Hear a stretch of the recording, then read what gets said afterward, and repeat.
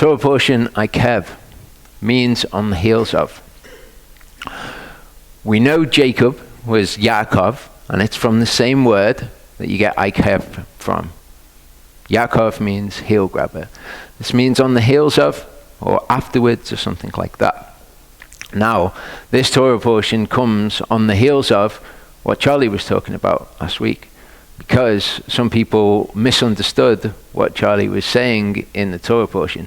In fact, in the Torah portion, Charlie didn't really say much as to a conclusion. What he did is he discussed how nuanced a matter the Shabbat is, and then he explored all of the scriptures about it. He didn't actually draw any definite conclusions, but I think people drew conclusions from some of the scriptures, whereas it was intended as, here's a load of scriptures, you can use these tools to make your own determination about it. Some people thought, well, these scriptures mean certain things. I can see why, because we usually come to some kind of conclusion about it. But the way that this has worked out, Charlie presented all of the scriptures for us to consider last week. Then on the heels of that, I'm going to go into detail. Now, somebody posted a comment on the YouTube comments on the live stream. I noticed that we lost, maybe 10 subscribers. We didn't gain the normal amount of subscribers that we get. We usually have about 150 new subscribers every 28 days. It went down to 113 and gain any for a while. So I don't know if it was linked. We got a comment on the YouTube channel, and I asked the person, do you mind me using this comment? Because it's a good representation of how I think that people may have understood the teaching. As I say, not how it was intended, but how I think people may have understood it. They said, I'm a bit disappointed that you spent so much time justifying your choice of activity on the Sabbath that involves someone else working. If all the parking attendants refuse to work on the Sabbath, would the park be closed on the Sabbath because there would be no one to check the tickets? In this particular case, no, the park wouldn't be closed on the Sabbath, but that's not actually the relevant consideration. Okay, if you're making somebody work, then that's the relevant consideration. Couldn't you have gone to another park? And with regard to the fellow who travels 200 miles on a train to meet you, doesn't the same thing apply? If the railroad employees refuse to work on the Sabbath, would the line still be able to run without them? But again, there's greater considerations here at play than, would the line be open?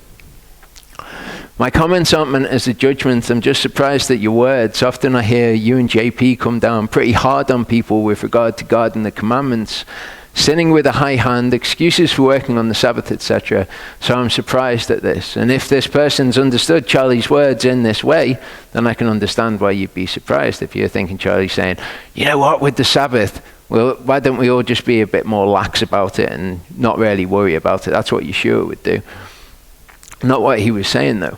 If the park attendant notices your tzitzit and asked about his working on the Sabbath, what would you say to him? What you're doing isn't work, so it's okay. He or she would disagree, I bet. Not to mention, they get paid for what they do. As for the fellow traveling, he come down late Friday afternoon and stay overnight. I don't think that Stevie actually can do that, but then that's not the relevant consideration. The relevant consideration isn't, let's accommodate Stevie. The relevant consideration is something different, which we'll come on to. Then leave late Saturday or Sunday. Yes, it would be an inconvenience, but is honoring the Sabbath about convenience? And that's the issue that it's actually about. Clearly, we can all find excuses to do the things we want to do, and it sounds like that's what's happening here. In another program, you discussed the breaking of a command because of need. For example, David eating the showbread. However, David did not eat the showbread on a regular basis after that day. It seems to me the idea that was taking place with regard to the Sabbath, that this was the idea that was taking place with regard to Nehemiah and his servants. He was acting in the moment to deal with the situations. Just some thoughts. And everything that this person said is absolutely spot on. I had spoken to Charlie, though, the week leading up to that. I know exactly what Charlie's intentions were regarding it. And what he's done is he's just presented all of the scriptures, the Old Testament scriptures, the New Testament scriptures on it, and said maybe there's some more considerations here. Maybe the religious people of the time were adding all of these burdens onto keeping the Sabbath, and maybe that's not what we should be doing. The situations are very nuanced, and people are going to have to make determinations for themselves. So, I agree with what this person said, but not that that was what was being said. So Matthew 5:19 says, "Whoever then breaks one of the least of these commands and teaches men so should be called least in the kingdom of heaven." And we know that not many people should become teachers, because we shall receive greater judgment. These are things that are ever present in Charlie's mind and my mind when we're doing all of these things. We're not trying to get anybody to relax any of the commandments. That certainly was not the point.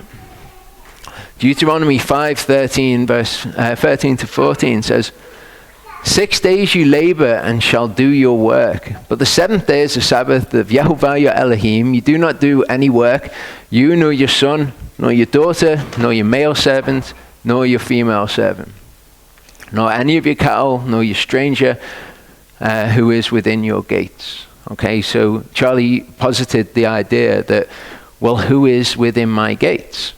Okay, is that even a relevant consideration? What Charlie was doing is he was going through these things and saying, look, you could say at any of these points that there were differences in how you could interpret that. Whether somebody is within your gates, though, isn't for us to determine. We don't say, well, this person's not within my gates, so it's fine to make them work. Point Charlie made in all of it was that we are to be careful to guard the Sabbath. Okay? If we were to take this and say, well, who's within my gates? I've decided this person's not within my gates, and so I'm going to allow them to work, and that's fine. That's not being careful to guard the command. Exodus 12:16 is another thing that people have different interpretations on. I've talked before about when I spoke with a guy called Zach Lang. And what Zach was saying is the word melakah, which is translated as work, can mean your occupation.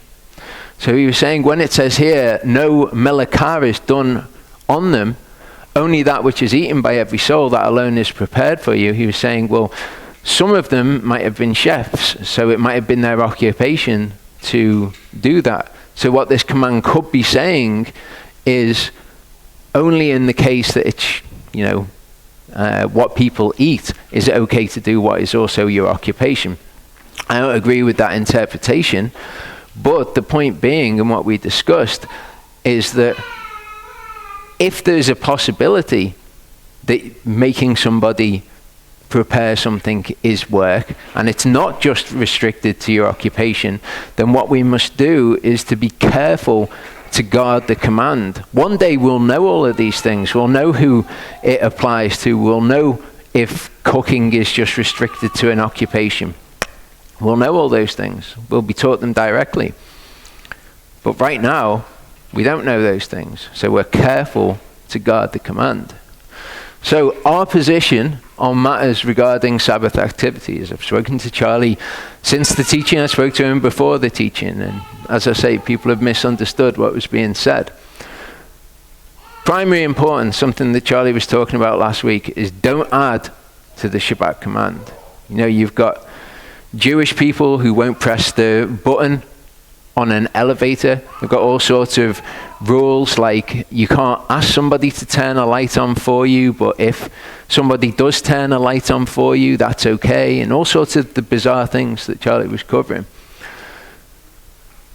Primary point, always err on the side of caution. It's an interesting phrase, okay? Always err on the side of caution. If you think about what that phrase actually means, to err is to make an error, okay? So if you're erring on the side of caution, it's saying, if you're going to make an error, let it be because you were being too cautious rather than because you were being too lax. If you're making anyone work, you're not being careful to guard the command. You can twist the word round and say, well, I think that it should be interpreted like this. But if you're making anyone work, you're not being careful to guard the command, because you don't know. And if there's any doubt, which is another thing that Charlie covered, if you do anything doubting, then you do it against your conscience. If you're doing anything Scripture calls work, you're not being careful to guard the command. So if Scripture says, don't do this melakah, and you're saying, well, melakah is an occupation, and so I've got freedom to do this. And that's not where Zach was coming from. He was saying, I am careful to guard these things. Just to be clear on that. But if you're doing anything that Scripture calls work, you're not being careful to guard the command. If you're saying, well, it does call it work, but maybe we could interpret it not to be work, not guarding the command. We must recognize that a lot of the word is nuanced. And it's nuanced, I believe, for something that I'm going to look at in the second part, which is because Yehovah judges us by the thoughts and intents of our heart. Okay, he's going to judge us in how we respond to the word. If we responded to the word and we said, well, this person might not be inside my gates, so it's okay to make them work, he's going to judge us for that. If obedience to the command means not having compassion, we act in Yehovah's name. Okay, put out a video recently saying Yehovah prefers compassion over sacrifice. So if it comes to something and it's either, well, I can keep the command, or I can show compassion to this person and do something that is outside of the command, Yehovah would have us show his name to people. But that's in the situation where, as the YouTube commenter pointed out, that's a situation of need in the moment. Okay, and you don't go beyond what you need to do. But we'll look at that. Our attitude and conscience before Yehovah are of primary importance in our considerations. So, guarding the Sabbath day. Come back to the issue of pizza. Okay, this is a nuanced situation. Okay, the situation as Charlie laid it out. If you've got a pizza, you put some salt and some pepper on it. Okay, is that preparing food? Put some herbs on the pizza, is that preparing food? If you've got some mushrooms and some onion, and you cut them up and put them on the pizza, is that preparing food? Because at some point, it does become preparation of food. But it's a nuanced situation, isn't it? I'll tell you where I would stand on that personally. If I've got a pizza, and I've got some salt and pepper that's already been prepared, and I've put it on the pizza, for me, that's not work. That's not preparing food. The food, the salt and pepper is already there. It's already prepared. Okay, you could say garnishing the food, is that preparing food? For me, no. Put some salt and pepper on something to eat, that's not preparing food. Put some herbs on, same. As long as the herbs are there and they're all chopped up and they're ready for me to put on the pizza, it's not preparing food. The herbs are already prepared. Comes to getting some mushrooms and some onion, putting that on the pizza, that's preparing food. To me, it's a pretty simple delineation there. You know, you're getting the food and you're chopping it up and preparing it. I wouldn't do that. Okay? If I had some mushroom and some onion that was cut up already and I put that on the pizza, that's not preparing the food. That's having prepared it beforehand. So to me, these things, like in this example, it's pretty simple. Okay? I'm careful to guard the command though. Like, I don't want to do anything that is preparing food in doing that. But again, Charlie was just giving us a situation that is a nuanced situation to say, look, these are considerations that you have to make. And then he went through the verses to give us the tools to understand those things. Okay, a parking warden. If they're coming round and they're looking at the car, they're seeing if you've got a disabled sticker, they're seeing where it is. That person is doing something extra in their job. They're doing some work. So to make them do that on the Sabbath day, to knowingly make that person do that or put them in a position where they might have to do that, that's adding some work to that person's schedule. You know, traveling on a train, if someone does have to come around and check your tickets, that's adding work to someone's schedule. If we're to be careful to guard the Shabbat, careful to guard the command, we wouldn't do these things. And maybe Yeshua would say, oh, it's fine. You wouldn't have to have worried about that. But you did, and that is fulfilling the command. That's being careful to guard those things. Charlie spoke with Stevie in the week and made it clear that that was the position, just in case he'd misunderstood. The issue was also brought up, compassion over sacrifice. Just JP's done a video on this. Go and watch the video. But it's an important thing for us to understand, because it's also important in how we factor what is breaking the Shabbat. Mark 2:23-28 says, and it came to be that he went through the grain fields on the Shabbat. As they went, his disciples began to pluck heads of grain. The Pharisees said to him, look, why do they do what is not right on the Sabbath? And he said to them, have you never read what David did when he was in need and was hungry, he and those with him? So David was in need and he was hungry. What did he do? He went into the house of Elohim while Abiathar was high priest. He ate the showbread, which is not right to eat. Okay, so he doesn't actually contend with them about whether them picking these heads of grain was right according to the Torah. He says, look, what about this situation? David did what was not right, except for the priests, and he gave it also to those who were with him. And he said, the Sabbath was made for man, and not man for the Sabbath. Okay, so in this situation where there is need, then you can do something which usually would not be right in different circumstances. Okay? Now, he also says this afterwards. He says, so the son of Adam is also master of the Sabbath. Now, this is a very interesting statement. The son of Adam is a phrase which Yeshua uses of himself to refer to himself. He was the son of Adam and he was the son of Elohim. But son of Adam, I went through this when I did the Enoch video, also means human being. Ezekiel is the son of man. Okay? We all are sons and daughters of Adam. Okay? Just like it says in Genesis 6, when the angels came down and interbred with the daughters of Adam. Okay, we are sons of Adam collectively. Use the masculine collective noun for a male group or for a mixed group. We are sons of Adam. But look at the context that Yeshua says this in. He says, the Sabbath was made for man and not man for the Sabbath. So the son of Adam is also master of the Sabbath. Okay?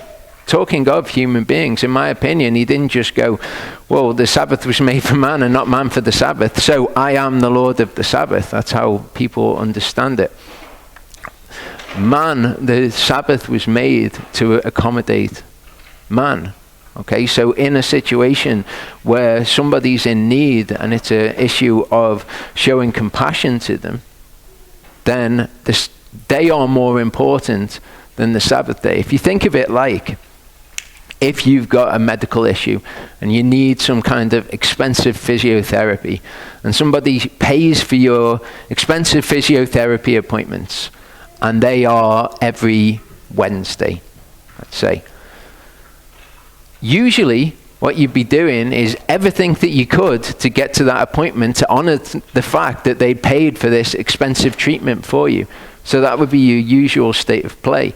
But if on that day you found somebody who needed help, who had injured themselves or, whatever their need was, and you rang up the person who paid for the appointment for you and you said, I'm not going to be able to make the appointment this week, I'm sorry, usually I would, but there's this person who's in need. You're like, of course, that's fine. Usually your intention would be to do it and to honor that, but there are things which are more important. Okay, just as there would be things that would be more important to the person who paid the appointment. And Yeshua points this out. What this isn't is a way to just say, well, I'm just going to break the Shabbat completely then. Okay, what did David do? He went into the set-apart place and he ate of the showbread. He didn't say, right, that's it. Come on, guys, we're going out to a restaurant. get all these people to work and continue to break the Shabbat. He did the least that was necessary. Yeshua was walking, and what were they doing as they were walking? They were just picking the heads of grain. They were doing the least that was necessary to satisfy that. But again, the word is going to judge the thoughts and intents of our heart. If we just see things like this and we say, there you go, free reign now to break the Shabbat. There was a need, and now I've got to break the Shabbat. That will be something that we're judged for. Luke 14, 1-6 says, and it came to be as he went into the house of one of the rulers of the Pharisees to eat bread on the Sabbath, that they were watching him closely. And see, there was a certain man before him suffering from dropsy. And Yeshua responding spoke to those learned in the Torah and the Pharisees, saying, is it right to heal on the Sabbath? But they were silent. So taking hold of him, he healed him and let him go. And to them he said, which of you having a donkey or an ox that has fallen into a pit shall not immediately pull him out on the Sabbath day? And they were unable to answer him regarding these matters. They were so focused on, you can't do anything on the Sabbath day, that they were missing all of these issues of compassion. Matthew 12, 9-12 says, and having left there, he went into the congregation. And see, there was a man having a withered hand, and they asked him, saying, is it right to heal on the Sabbath, so as to accuse him? And he said to them, what man is there among you who has one sheep, and if it falls into a pit on the Sabbath, shall not take hold of it and lift it out? How much more worth is a man than a sheep? Remember, the Sabbath was made for man, not man for the Sabbath. What has greater value? The Sabbath day and complete strict observance of that in every situation, or man? Which has more value? So it is right to do good on the Sabbath. But again, it's not just like, well, there you go, you can do whatever you want on the Sabbath day. It's not Yeshua saying, we don't like the Sabbath day, we'll do whatever we want on the Sabbath day because we're masters of the Sabbath. He's making a value judgment. John 7, 22-24 says, because of this, Moshe has given you the circumcision, though it is not from Moshe but the fathers, and you circumcise a man on the Sabbath. If a man receives circumcision on the Sabbath so that the Torah of Moshe should not be broken, are you wroth with me because I made the man entirely well on the Sabbath? Do not judge according to appearance, but judge with righteous judgment. Okay, so in this case, they could have said, this person's doing circumcisions on the Sabbath day, he's breaking the Sabbath day, makes him a Sabbath breaker, let's go and execute him. If they were judging by appearance. What he's saying, though, is judge these things with righteous judgment. What does the Torah say to do? It says to circumcise on the 8th day. Therefore, you're judging this with righteous judgment. It's okay to do this. Okay, what are the weightier matters of the Torah? Okay, judge those things with righteous judgment. Matthew 12, 1-8 says, at that time Yeshua went through the grain fields on the Sabbath, and his disciples were hungry and began to pluck heads of grain to eat. When the Pharisees saw it, they said to him, look, your disciples are doing what is not right to do on the Sabbath. And he said to them, have you not read what David did when he was hungry, he and those who were with him? How he went into the house of Elohim and ate the showbread, which was not right for him to eat, nor for those who were with him, but only for the priests? Or did you not read in the Torah that on the Sabbath, the priests in the set-apart place profane the Sabbath and are blameless? But I say to you, in this there is greater than the set-apart place. That's literally what it says. It doesn't say there is one greater than the set-apart place, as some translations will render it. In what? In what he's just been speaking about. Okay? In this, there is greater than the set-apart place. Okay, did you not read that on the Sabbath, the priests in the set-apart place profane the set-apart place and are blameless? He actually acknowledges that what they're doing is profaning the set-apart place. But there is something that is more important than the set-apart place in this matter, i.e. that righteousness would be done. And if you had known what this means, I desire compassion and not offering, you would not have condemned the blameless. Again, he uses this phrase, they are blameless in doing this. For the son of Adam is master of the Sabbath. Again, he doesn't just out of nowhere say, Jesus is the master of the Sabbath. Okay, he's saying the Son of Man. We have more value than keeping the Sabbath. If it comes to us or the Sabbath day, we have more value. Hosea 6 is where that's taken from. It says, Ephraim, what would I do with you? Yehudah, what would I do with you? For your trustworthiness is like a morning cloud, and like the early dew, it goes away. Therefore I have hewn them by the prophets. I've slain them by the words of my mouth, and my judgments break forth as the light. For I delight in kindness and not sacrifice, in sending the prophets to them, and in the knowledge of Elohim more than burnt offerings. Okay? So what Yehovah would have us do is to make these judgments by righteous judgment. Okay? If it comes to, well, this person is going to be injured or they're in need, then that outweighs the Sabbath commandment. That was all Charlie was pointing out. He wasn't saying, when you make somebody work, you are master of the Sabbath or anything along those lines. 1 Corinthians 13, 1-6 says, if I speak with the tongues of men and angels, but do not have agape, I have become as sounding brass or a clanging cymbal. And if I have prophecy and know all secrets and all knowledge, and if I have all belief so as to remove mountains, but do not have agape, I am none at all. And if I give out all my possessions to feed the poor, and if I give my body to be burned, but do not have agape, I'm not profited at all. Okay, so you can imagine in the situation where, I don't know, you've got some Gentiles, and they've got some kind of need that you need to fulfill for them. You need to do something for them. And you say, I can't do that, because it's the Sabbath day. I can't take them to hospital even though they're injured because it's the Sabbath day. Okay? How are they going to understand that?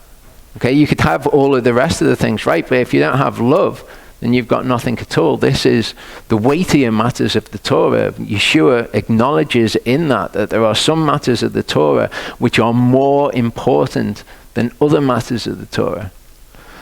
Agape is patient, is kind. Agape does not envy. Agape does not boast. It is not puffed up.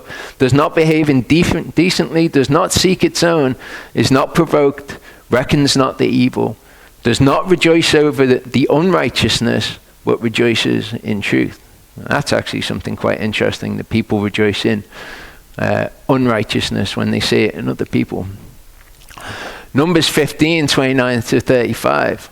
Okay, the other side of this, to show us how important keeping the Sabbath actually is. For him who does whatever by mistake does one Torah, both for him who is native among the children of Israel and for the stranger who sojourns in their midst. But the soul who does whatever defiantly, whether he's native or a stranger, he reviles Yehovah, and that soul shall be cut off from among his people. And we've seen as we've been going through the Torah that it's not in chronological order. The way that it seems to be laid out is when there is a theme, something's brought up, then another thing will be brought up in proximity to that. So right after it says about the soul who's doing whatever defiantly, because he's despised the word of Yehovah, has broken his command, that soul shall certainly be cut off, his iniquity is upon him. Then it says, while the children of Israel were in the wilderness, they found a man gathering sticks, wood, on the Sabbath day. And those who found him gathering sticks brought him to Moshe and to Aharon and to all the congregation. And they put him under guard because it had not been declared what should be done to him. And Yehovah said to Moshe, the man shall certainly be put to death, all the congregation stoning him with stones outside the camp. Okay, so we can see just how important the Sabbath day is, just how strict we are to be about keeping the Sabbath day. But that doesn't mean that something won't come up which is more important than keeping this command. Under every other circumstance, we guard the command. Okay? It's the command that Yehovah mentions more than any other command, and we can see it carries the death penalty to break it. However, when it comes to issues of compassion and issues of showing love to people, they're weightier matters of the Torah, and there is a value judgment in those things. Hebrews 4:11-13 says, let us therefore do our utmost to enter into that rest, lest anyone fall after the same example of disobedience. And funnily enough, this verse is actually talking about the Sabbath. Okay, where it talks about entering into that rest, and it talks about there remains a Sabbath day for the people of God. For the word of Elohim is living and working and sharper than any two-edged sword, cutting through even to the dividing of soul and spirit and of joints and marrow, and is able to judge the thoughts and intentions of the heart. And there is no creature hidden from his sight, but all are naked and laid bare before the eyes of him with whom is our account. This is something that we're going to look at when we get into the second part, how Yehovah actually makes those sort of judgments, the sort of things that we tell Yehovah by the way that we react to certain things. So Charlie covered this last week, the conscience. How does the conscience come into play in regard to this? Paul says in 1 Corinthians 8, concerning food offered to idols, we know that we all have knowledge. Knowledge puffs up, but love builds up.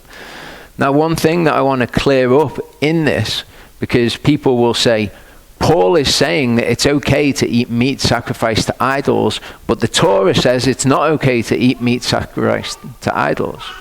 Important consideration in that, the Torah never says it's not okay to eat meat sacrificed to idols. That's not a command in the Torah. You won't find it anywhere in the Torah. What the Torah says is don't worship idols. Okay, so what Paul is talking about here isn't in direct contravention to the Torah. It's how most people understand it, but that's not actually the case, and that's important for us to understand as we go on. So concerning food offered to idols, we know that we all have knowledge. Knowledge puffs up, but love builds up. If anyone thinks that he knows somewhat, he does not yet know as he should know. Okay, and what he's going to go on to say is that you might know that something is okay, as regards to the word of God, and somebody else might not know that. You might do that in front of them, saying, I know that this is fine according to the word of God.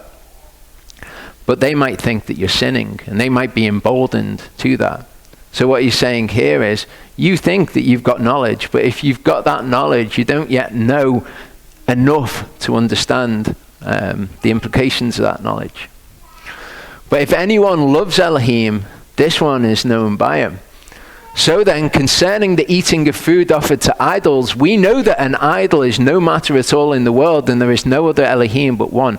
In other words, if we were to eat food that had been sacrificed to an idol, we wouldn't be worshipping the idol, because we know that there's only one Elohim. However, there are other people who don't know that. For even if there are so-called gods, whether in the heavens or on the earth, as there are many gods and many masters, for us there's one Elohim, the Father, from whom all came and from whom we live, and one Master, Yeshua Messiah, through whom all came and through whom we live. Okay, so if we ate something that objectively had been sacrificed to an idol, we wouldn't be worshipping that idol in doing so. If we were eating it because it had been sacrificed to an idol, because we wanted to eat food sacrificed to an idol, we would be partaking in idol worship.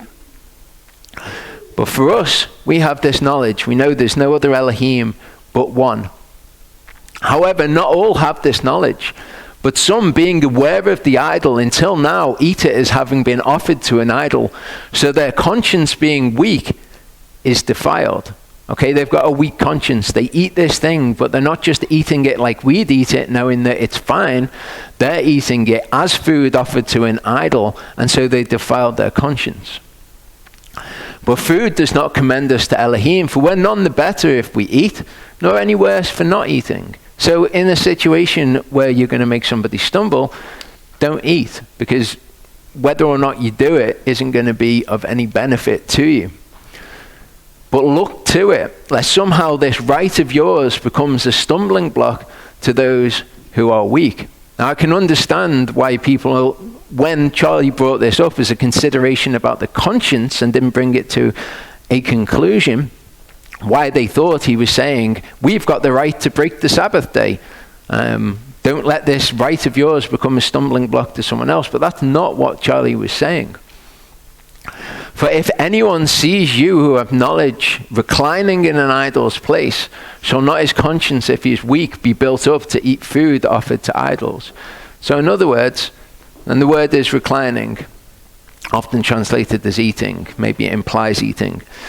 But if they see you in an idol's place, somebody said, sit down, have something to eat, and you've sat down there and you're eating, you're not doing anything wrong.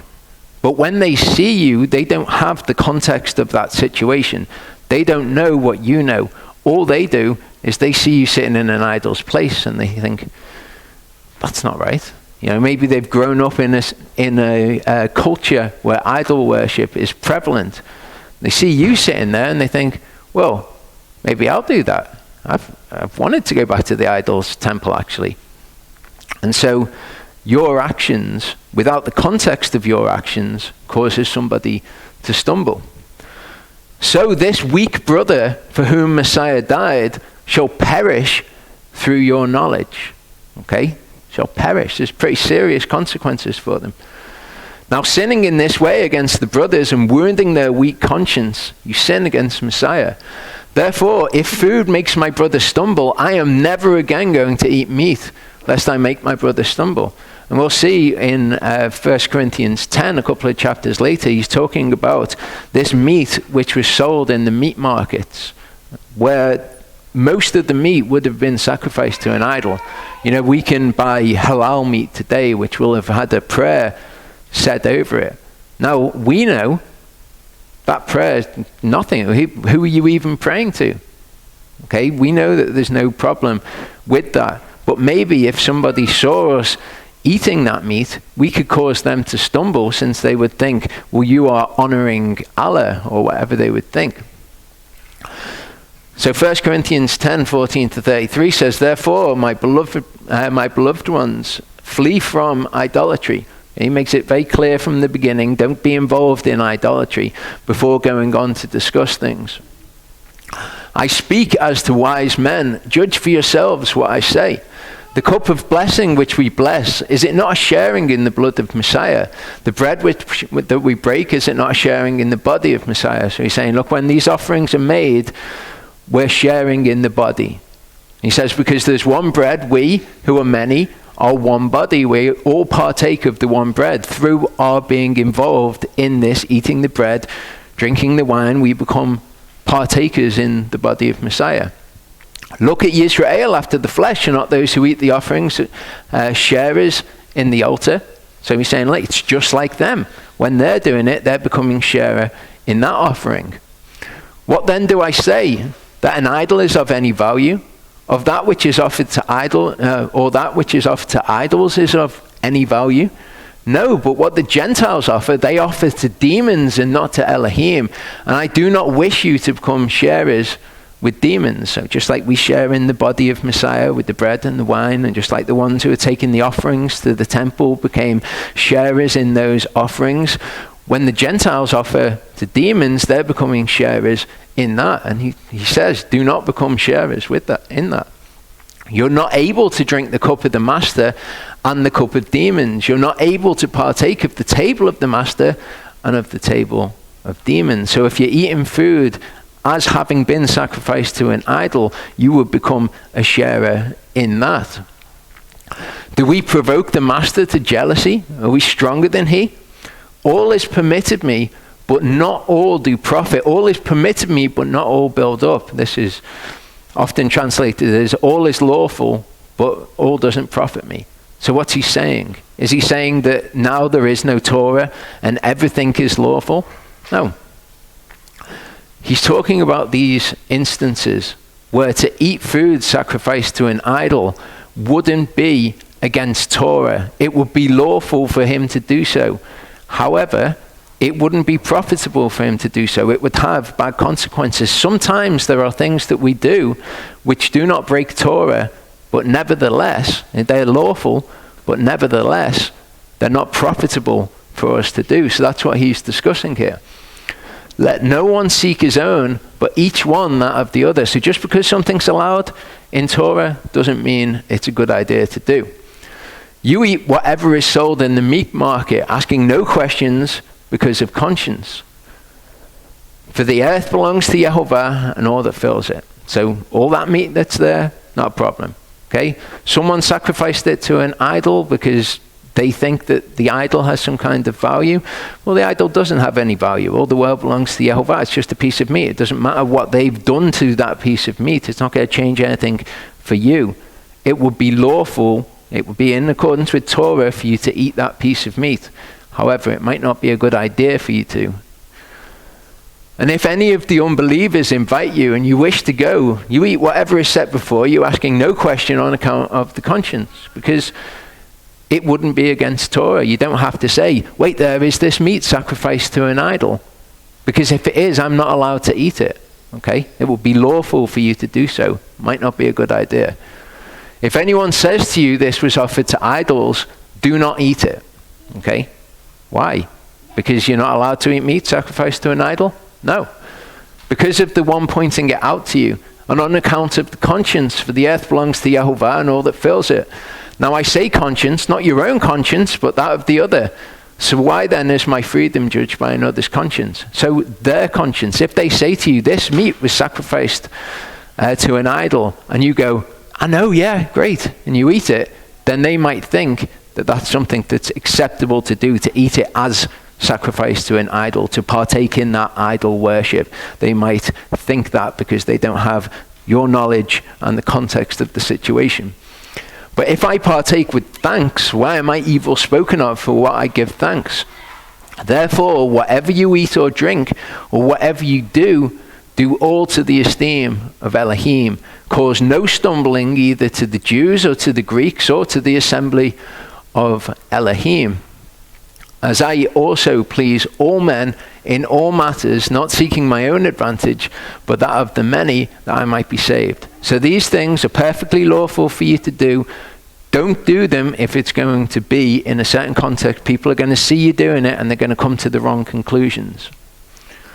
Romans 14 says, and receive him who is weak in the belief, not criticizing his thoughts, which is interesting. One indeed believes to eat all food, but he who is weak eats only vegetables. Now that's a very interesting verse for anybody who's a vegan Torah keeper. Okay, he who is weak eats only vegetables. And that's not talking about people who make the lifestyle choice to eat vegan. It's talking about people who think that the Torah does not allow you to eat vegetables. Okay? They don't have knowledge, and there are people who have encountered them. They think that it's sin to eat vegetables, to eat meat rather.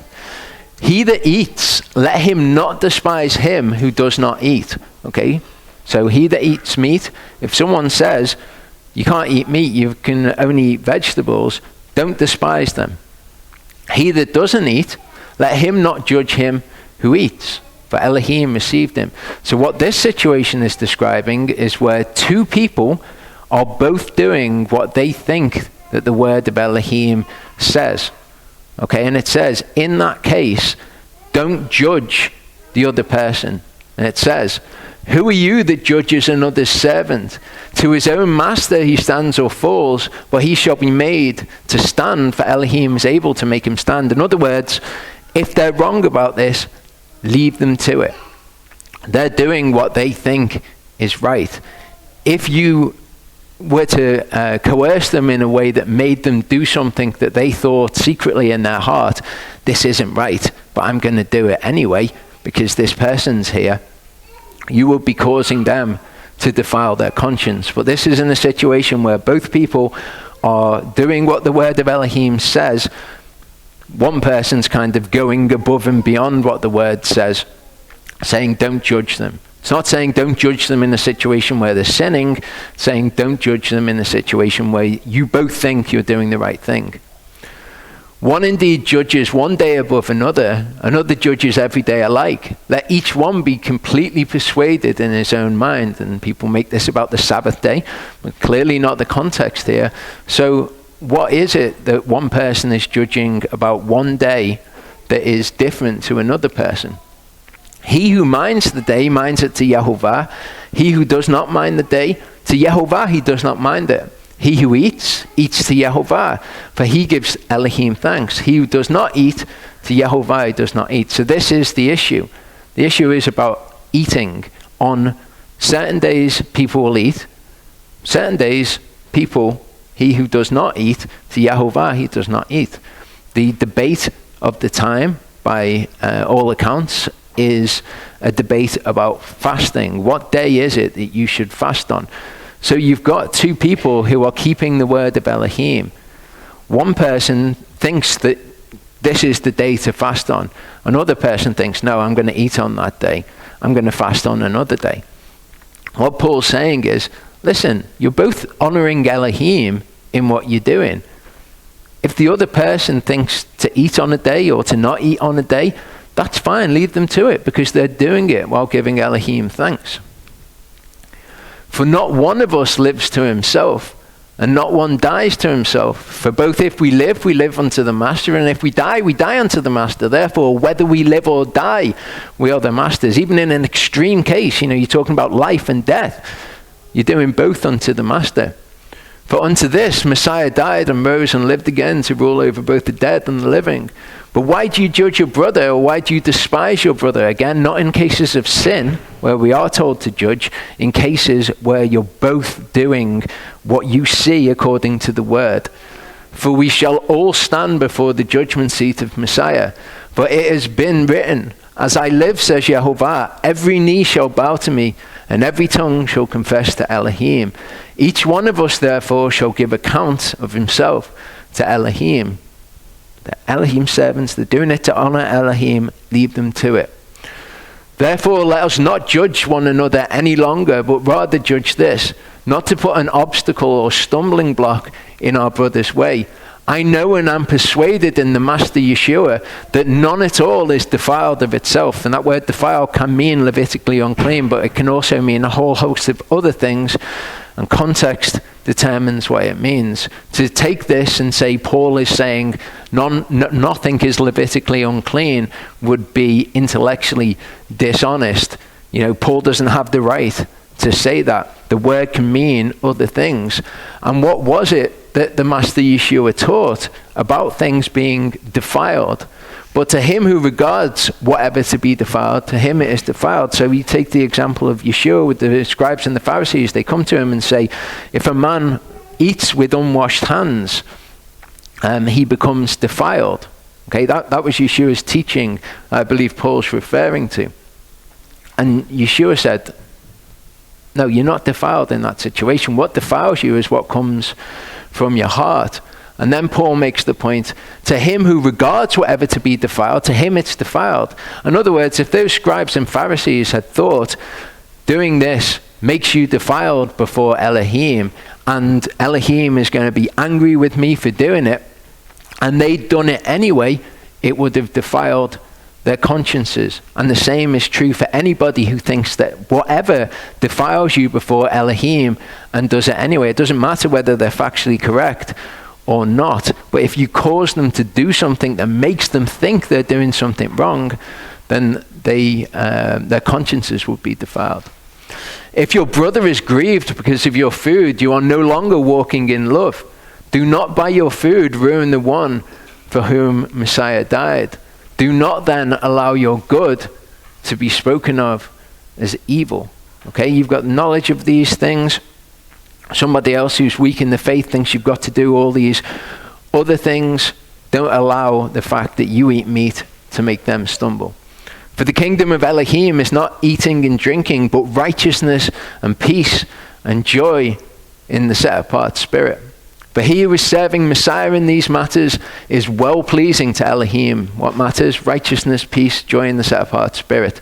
If you're serving Messiah in these matters, is well-pleasing to Elohim and approved by men. So then let us pursue the matters of peace and the matters for building up one another. Do not destroy the work of Elohim for the sake of food. I know that it's okay to eat this food. All indeed are clean, but evil to that man who eats as to cause stumbling. It's not good to eat meat or drink wine, nor to do whatever by which your brother stumbles. Do you have belief? Have it to yourself before Elohim. Blessed is he who does not condemn himself in what he approves. He who doubts if he eats is condemned. So who do you take into account in the situation? You take into account the one who would be doubting and eating. That's of primary importance. It's not of primary importance whether you're right or whether you're wrong. So, this is a very important issue. We've kind of touched on Philadelphia when we've looked at Peter's writings before, but this is of primary importance as well. 1 Peter 1:22 says, now that you've cleansed your lives in obeying the truth through the Spirit to unfeigned feel adelphia, okay, adelphos being brother, feel being to love, like an audiophile would be someone who loves music. It says, now that you've done this and you've reached this point, feel adelphia, agapeo one another. Okay, agape is the concept. To agapeo someone is to do that to them. Love one another fervently with a clean heart. And what he's discussing here in this one verse, okay, you cleanse your lives through obeying the truth. This is where you end up. Brotherly love, Philadelphia, agapeo one another. It's exactly what he's saying in a verse we've looked at multiple times. For this reason, do your utmost to add to your belief uprightness, the desire to do what's right. To uprightness, knowledge. You know what's right to do then, so you can do it. To knowledge, self-control. You know what's right to do. You do what is right. You control yourself. You master sin. To self-control, endurance. You continue to do it. To endurance, reverence for Yehovah. To reverence, brotherly affection and Philadelphia.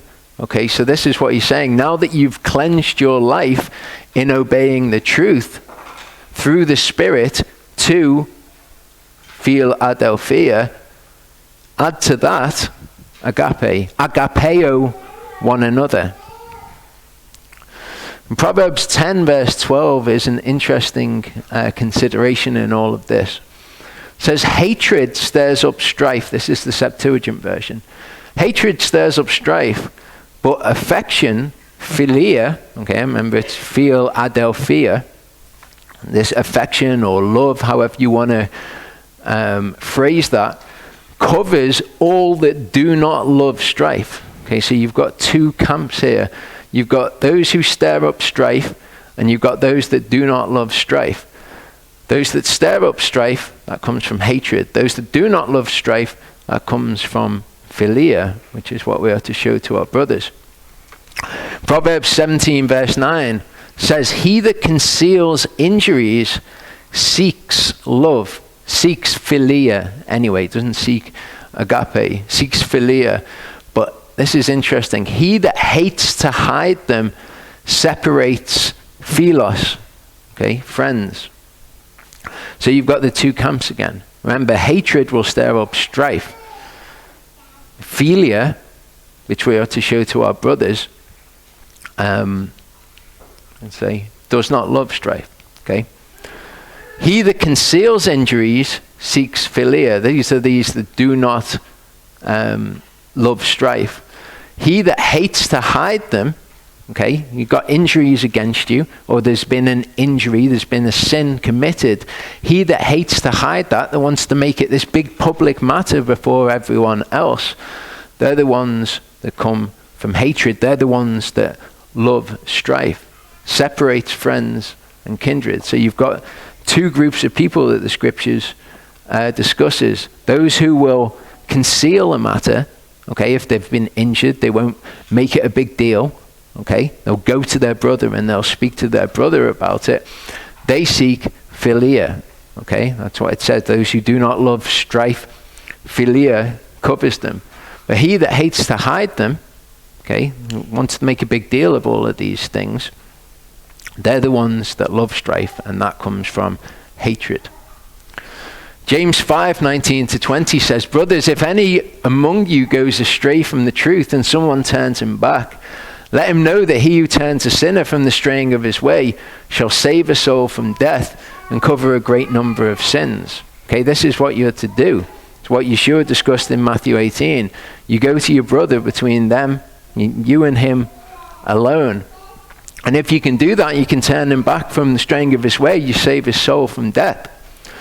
1 Corinthians 5, 1-5 says, it's commonly reported that there is whoring among you, and such whoring as is not even named among the Gentiles, so as one to have his father's wife. And you have been puffed up and did not rather mourn, so that he who has done this deed be removed from among you. For I indeed, as absent in body, but present in spirit, have already judged the one who did this, as though I were present. What did Yeshua say to do? He said, go and speak to your brother between you and him alone. Whether it's an injury caused to you, or whether it's just a sin that you see somebody doing. You can turn them back, all well and good. What was the final thing that he said to do? He said, take it to the assembly, to the leaders. And Paul says, I've already judged them as if I was present. Okay? And let them be to you. If you will not listen to the leadership, let him be to you as a sinner and a publican. Cast them out, in other words. In the name of our Master, Yeshua Messiah, when you're gathered together, and my spirit with the power of our Master, Yeshua Messiah, deliver such a one to Hasatan for destruction of the flesh, in order that his spirit be saved in the day of the Master Yeshua. Not that that's a guarantee, okay, but you cast them out of the congregation. You deliver them up to Hasatan to be tried, so that their spirit might be saved in the end. So that is the purpose in what Yeshua is saying when he says, let them be to you as a sinner or as a publican. So the reason that I covered Philadelphia at the end there is because it's really important for how we deal with what we perceive in other people's lives as their sin. And this is particularly relevant when it comes to the Sabbath day. All the things that we saw with the considerations about the conscience, and if somebody thinks that they're doing the right thing, how you're to deal with that. All of the considerations that I put there at the end. Again, I drew some conclusions to what Charlie was talking about last week, but I give you a whole host of other considerations for you to consider in all of these matters. I'd recommend going back and reading those scriptures and see how these things all fit into the circumstances that we find ourselves in, because we have the guidance in the Word to know how to deal with one another and to deal with what we see as errors in other people. Okay, so we'll come back in the second part, and what I want to do is, with those things in mind, look at how YHVH judges us in particular situations, judges the thoughts and intents of the heart, with all of that context that we've just looked at. Well, with all of that context, all the considerations that we've got about how we're to treat one another, about things to do with the conscience, I want to go on to look at how YHVH judges situations. 2 Timothy 4, 6-8 says, for I am already being poured out, and the time of my departure has arrived. So this is Paul talking just before he's about to die. We've seen him talk before when he's concerned that after having preached to other people, he would be found unworthy. But this is his attitude just as he's about to die. It says, I have fought the good fight, I have finished the race, I have guarded the belief. For the rest, there is laid up for me the crown of righteousness, which the Master, the righteous judge, shall give to me on that day. And not to me only, but also to those who love, those loving his appearance. This is a very kind of interesting concept. There's a lot of things in Scripture where we read over them and people are like, that's me. Those loving his appearance. Okay, there's a lot of people who will tell you that they're going to love it when Jesus comes, they're going to love it when Yeshua comes. But as to whether they're actually the people who are going to love his appearance is another matter entirely. Okay, people's perceptions of how he'll be are perhaps a little askew. 2 Corinthians 5, 9-12 says, for we also make it our aim to be well-pleasing to him, whether being at home or being away from home. For we all have to appear before the judgment seat of Messiah in order for each one to receive according to what he has done in the body. And this is what he was talking about when he said, look, everyone's going to have to appear before Yehovah. If they're wrong, leave it up to him. Okay, just don't cause them to do anything that they think is wrong, because by doing that thing that they think is wrong, they will have defiled their consciences. So we will all have to give account for ourselves, whether good or evil. Knowing therefore the fear of Yehovah, we persuade men, but we have been made manifest to Elohim, and I also trust in your consciences to have been manifested. For we do not again commend ourselves to you, but give you an occasion to boast on our behalf, in order that you have an answer for those who take pride in appearance and not in heart. Okay, so this is going to be something that's very important when Yehovah judges. Obviously, he doesn't judge us on how we appear. We can make ourselves appear great, and nobody knows about our sin. We've got the secret sin. But before Yehovah, he's going to judge us according to righteous judgment. Matthew 16:24-27 says, Then Yeshua said to his disciples, If anyone wishes to come after me, let him deny himself and take up his cross and follow me. For whoever wishes to save his soul shall lose it, and whoever loses his soul for my sake shall find it. And this is interesting. He's talking here about the first death and the second death. Whoever seeks to save his soul, i.e. to not suffer the first death, shall lose it in the second death. Whoever loses his soul for my sake in the first death shall find it in the second death. He says, For what is a man profited if he gains all the world and loses his own soul? Second death again.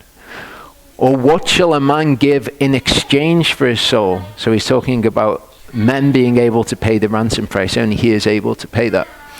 For the son of Adam, so there we have him referring to himself as the son of Adam, is going to come in the esteem of his Father with his angels, and then he shall reward each according to his works. So we saw all of the considerations before when we're judging something like the Sabbath, but the final judgment will come down to Yehovah. So, of course, we know that he judges your heart. 1 Samuel 16 verse 7 says, But Yehovah said to Shemuel, Do not look at his appearance or at the height of his stature, because I've refused him. Okay, so he may seem very impressive to you, but I've refused him. For not as man sees, for man looks at the eyes, but Yehovah looks at the heart. John 7:24, we read it before. Do not judge according to appearance, but judge with righteous judgment. Luke 16 verse 15.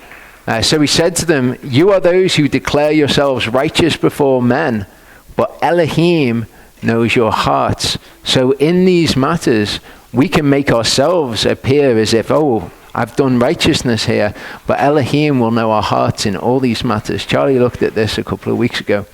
As for you, my son Shlomo, know that Elohim is your father, and serve him with a perfect heart and with a pleasing life. For Yehovah searches all hearts and understands all the intent of the thoughts.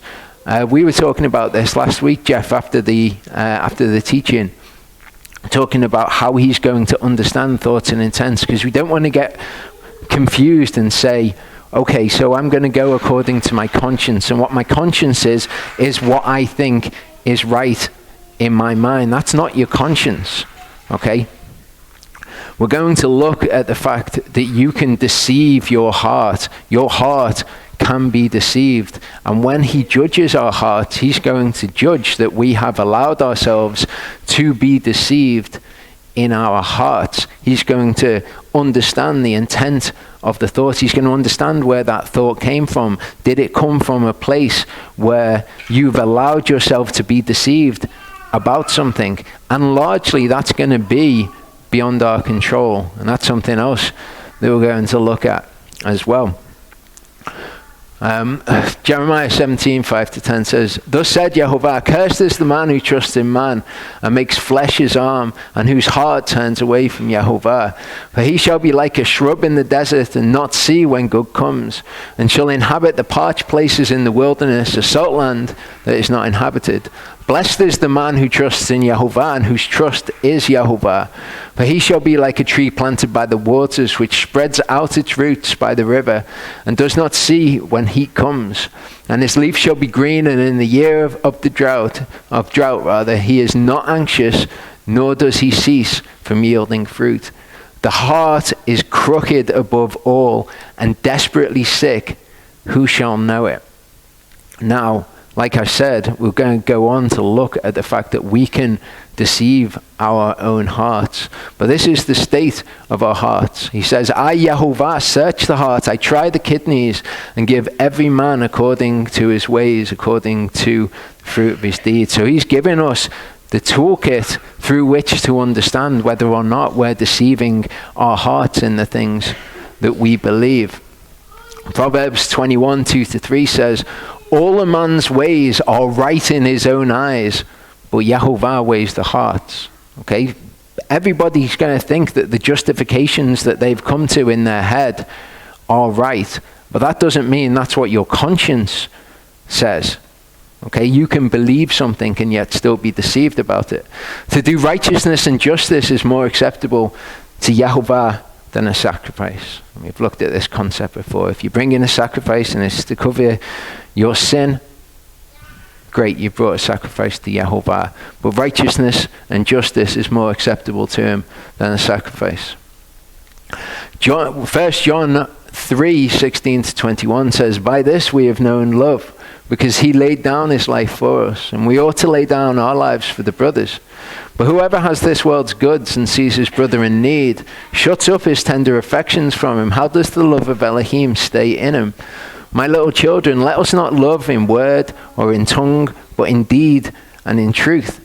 And by this we know that we are of the truth, and shall set our hearts at rest before him. Okay, so we can convince everyone around us that what we're doing is righteous. We can speak the right words, but it needs to be in accordance with the truth. By this we know that we are of the truth, and shall set our hearts at rest before him. That if our heart condemns us, Elohim is greater than our heart and knows all. Beloved ones, if our heart does not condemn us, we have boldness towards Elohim. And this is quite a nuanced issue in and of itself. So you can deceive yourself. James 1:19-27 says, so then, my beloved brothers, let every man be swift to hear, slow to speak, slow to wrath. For the wrath of man does not work the righteousness of Elohim. Therefore put away all filthiness and overflow of evil, and receive with meekness the implanted word, which is able to save your souls.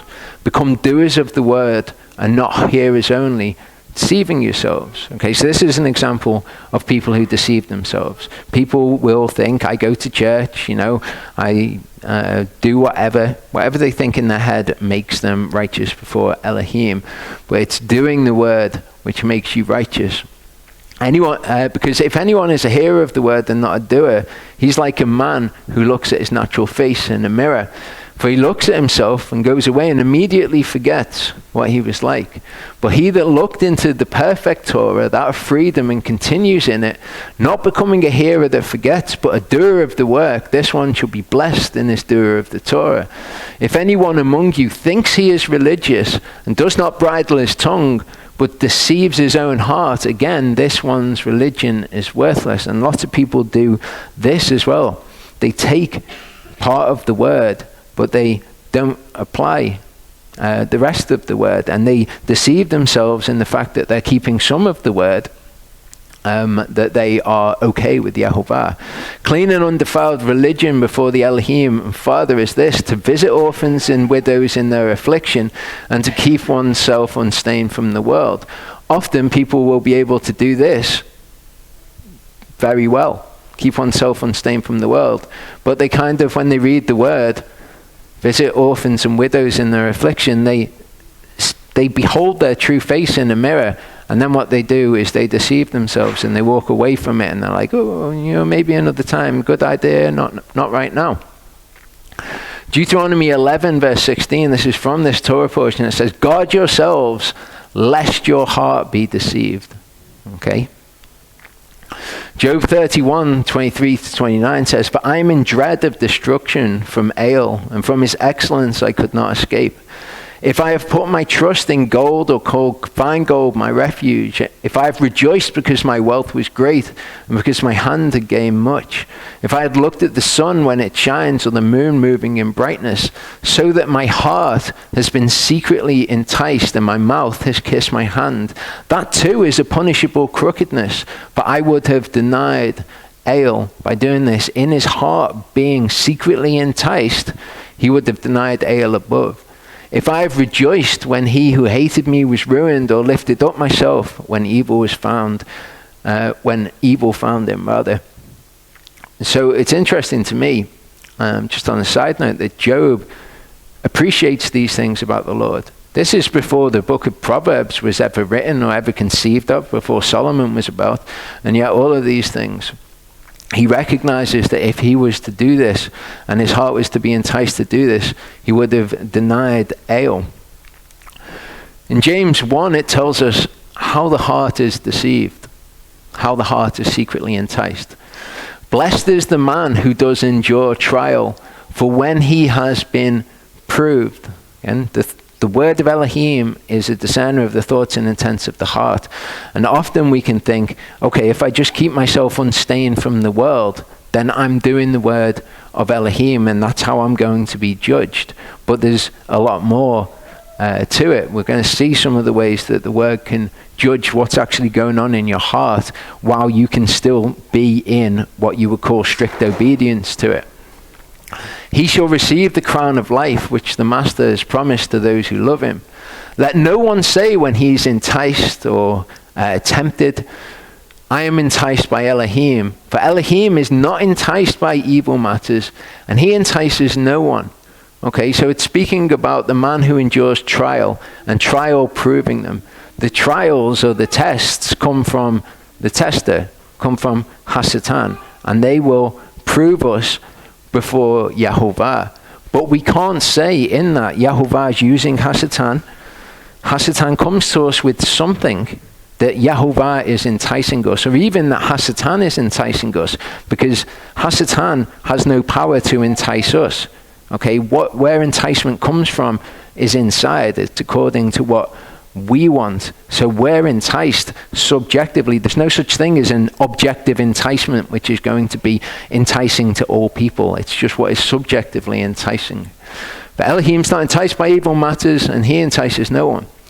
But each one is enticed when he's drawn away by his own desires and trapped. Then when desire has conceived, it gives birth to sin, and sin, when it has been accomplished, brings forth death.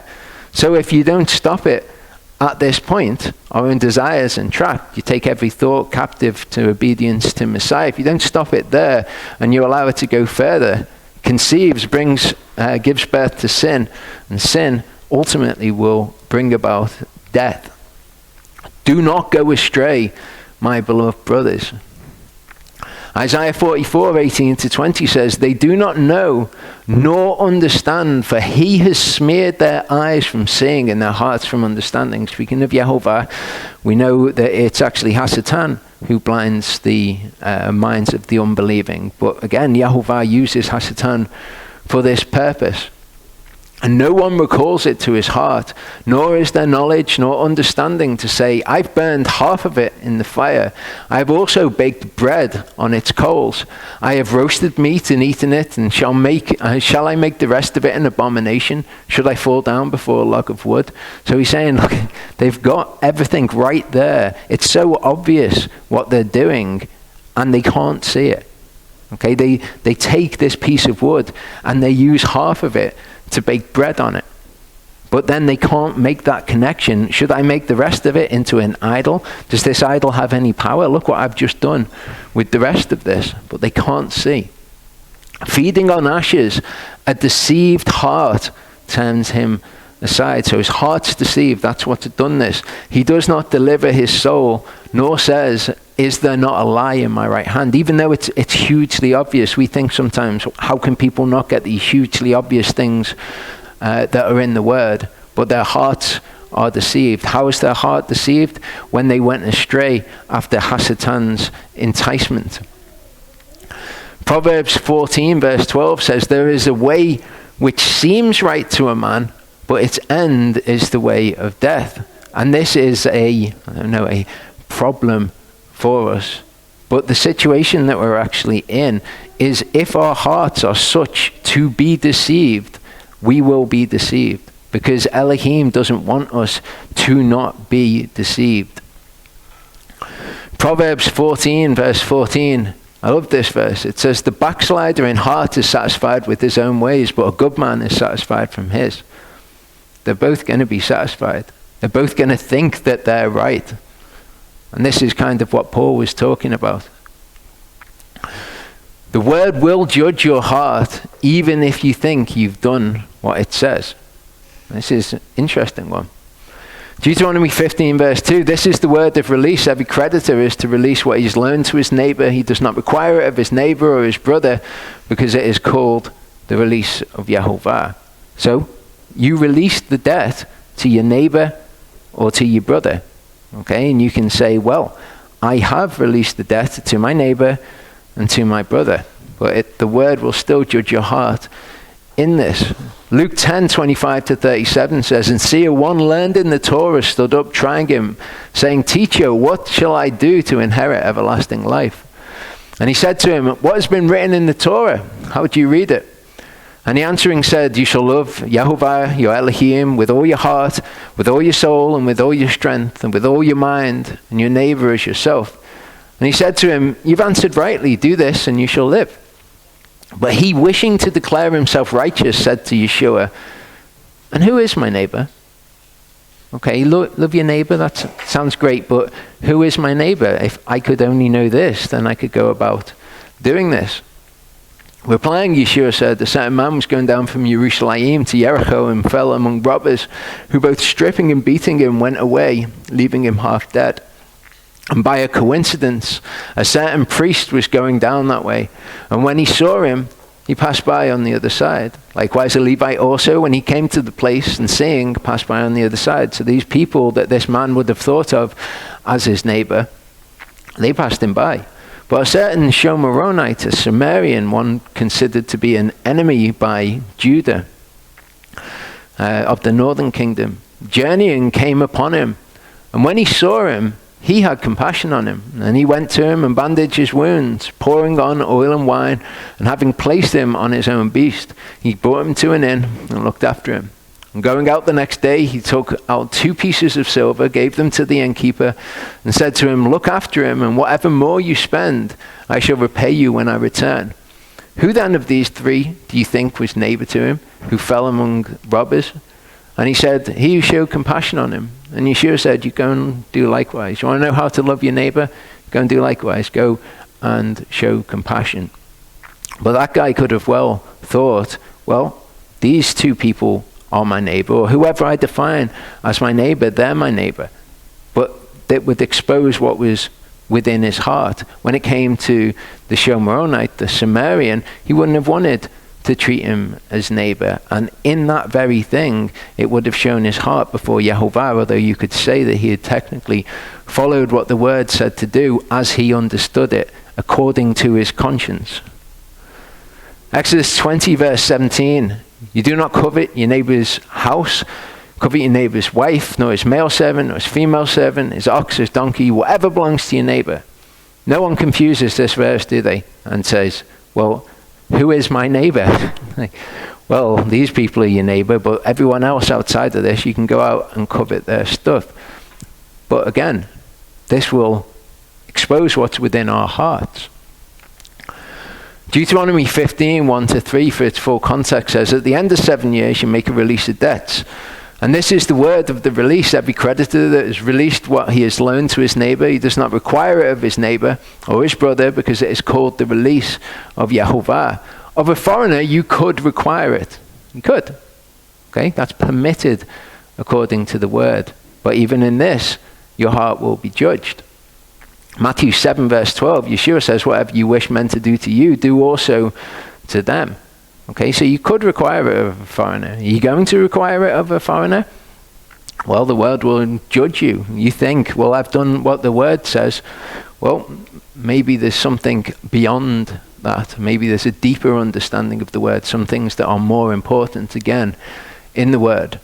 Luke 6:30-36 says, "And give to everyone who asks of you, and from him who takes away what is yours, do not ask it back.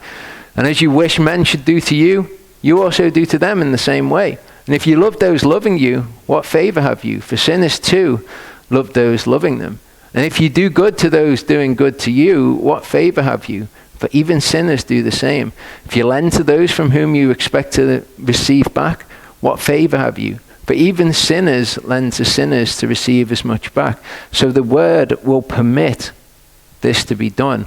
But Yehovah has given us a whole load of other things, like the things we looked at in the first part, by which we can judge the correctness of our actions. And it's not going to just be this straight line. Okay, the word is nuanced, and it's nuanced, in my opinion, in order for it to be able to judge the thoughts and intents of our heart. Yeshua is saying, look, lend to all those people without expecting to receive back. Of a foreigner, you could require it. Yeshua is not going against that scripture. He's just fully preaching the rest of scripture. Rather, love your enemies and do good than lend expecting none in return. Your reward shall be great, and you shall be sons of the Most High, because he's kind to the thankless and wicked ones. Okay, let's not even talk about foreigners. Let's talk about the evil. He's kind to even them. You want to be his sons? Be like him. You can see how he is. Therefore, be compassionate as your Father also is compassionate. Hebrews 4:12-13. Word of Elohim is living and working, sharper than any two-edged sword, cutting through even to the dividing of soul and spirit, and of joints and marrow, and able to judge the thoughts and intents of the heart. And there is no creature hidden from his sight, but all are naked and laid bare before the eyes of him with whom is our account. And I just don't think that we've got any kind of grasp exactly what this is talking about.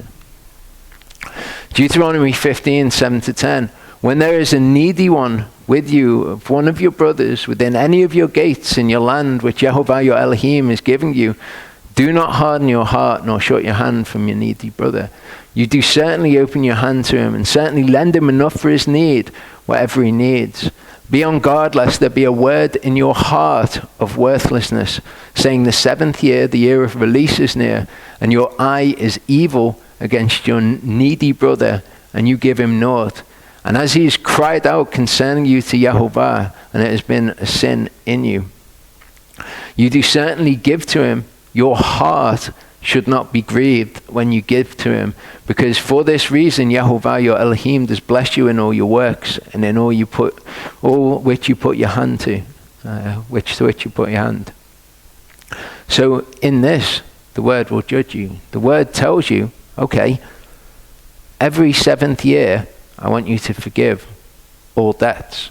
And we think, okay, well, that's just a command. We can understand it very mechanistically, very black and white, what this command means. But it will judge our heart, okay? Because when we respond to situations and we think about things and we think about situations as the word pertains to them, then the word itself will judge our hearts. And it's saying, don't let your hearts be grieved.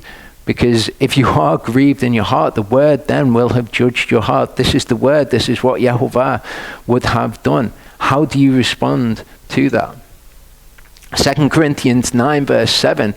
Let each one give as he purposes in his heart, not of grief or of necessity. And I've seen people post this verse and be like, when it comes to tithing, it's fine. I don't have to do it. Don't let anyone do it of grief or of necessity. It's like, is that the only reason that you'd be doing it? Of grief or of necessity? You think that that's some kind of get-out clause for doing it? That's just bizarre. For Elohim loves a joyous giver. That's going to judge their hearts. It tells them what Elohim wants. So he loves a joyous giver, but they focus on, oh no, we would have to give it of grief or of necessity in order to give it. It's like, well, you've missed the point. Again, the word will judge their hearts in that. Deuteronomy 14 verse 21. Do not eat whatever dies of itself. Give it to the ger who is within your gates to eat it, or sell it to a foreigner. Okay? Whatever dies of itself, give it to the ger. But Leviticus 19:34 says, let the ger who dwells among you be to you as the native among you, and you shall love him as yourself. Oh, okay. So there's some kind of wider context. There's something bigger that Yehovah wants us to do. Treat these people as yourself. Are you just going to take this thing that's died of itself and say, well, I'm going to go and sell it to this person? Well, judge your heart in that moment. You're to treat them, to love them as yourself. Exodus 22:31 says, and you are set apart men to me, and you do not eat any meat which is torn to pieces in the field. You throw it to the dogs. And I've seen people before say, yes, this is talking about the Gentiles. It's saying you can give it to the Gentiles. You can give it to a foreigner. They're the dogs. Wow, that's incredible that you would see it in that way. Ephesians 2:17-19, and having come, he brought us good news, peace to you who are far off, and peace to those near. Because through him we both have access to the Father by one Spirit. So then you're no longer strangers and foreigners, but fellow citizens. This is how Yehovah is with us. Okay, he wants to treat us as fellow citizens. That's what the Torah says to do. And yet in that rule it says if you find something, you are permitted to give it to them. And he gives his reason. He says, you're set apart to me, so you cannot eat of that. You can give it to these people because they're not set apart. But as to whether you will give it to those people, it's an entirely different matter. It's a matter of the heart.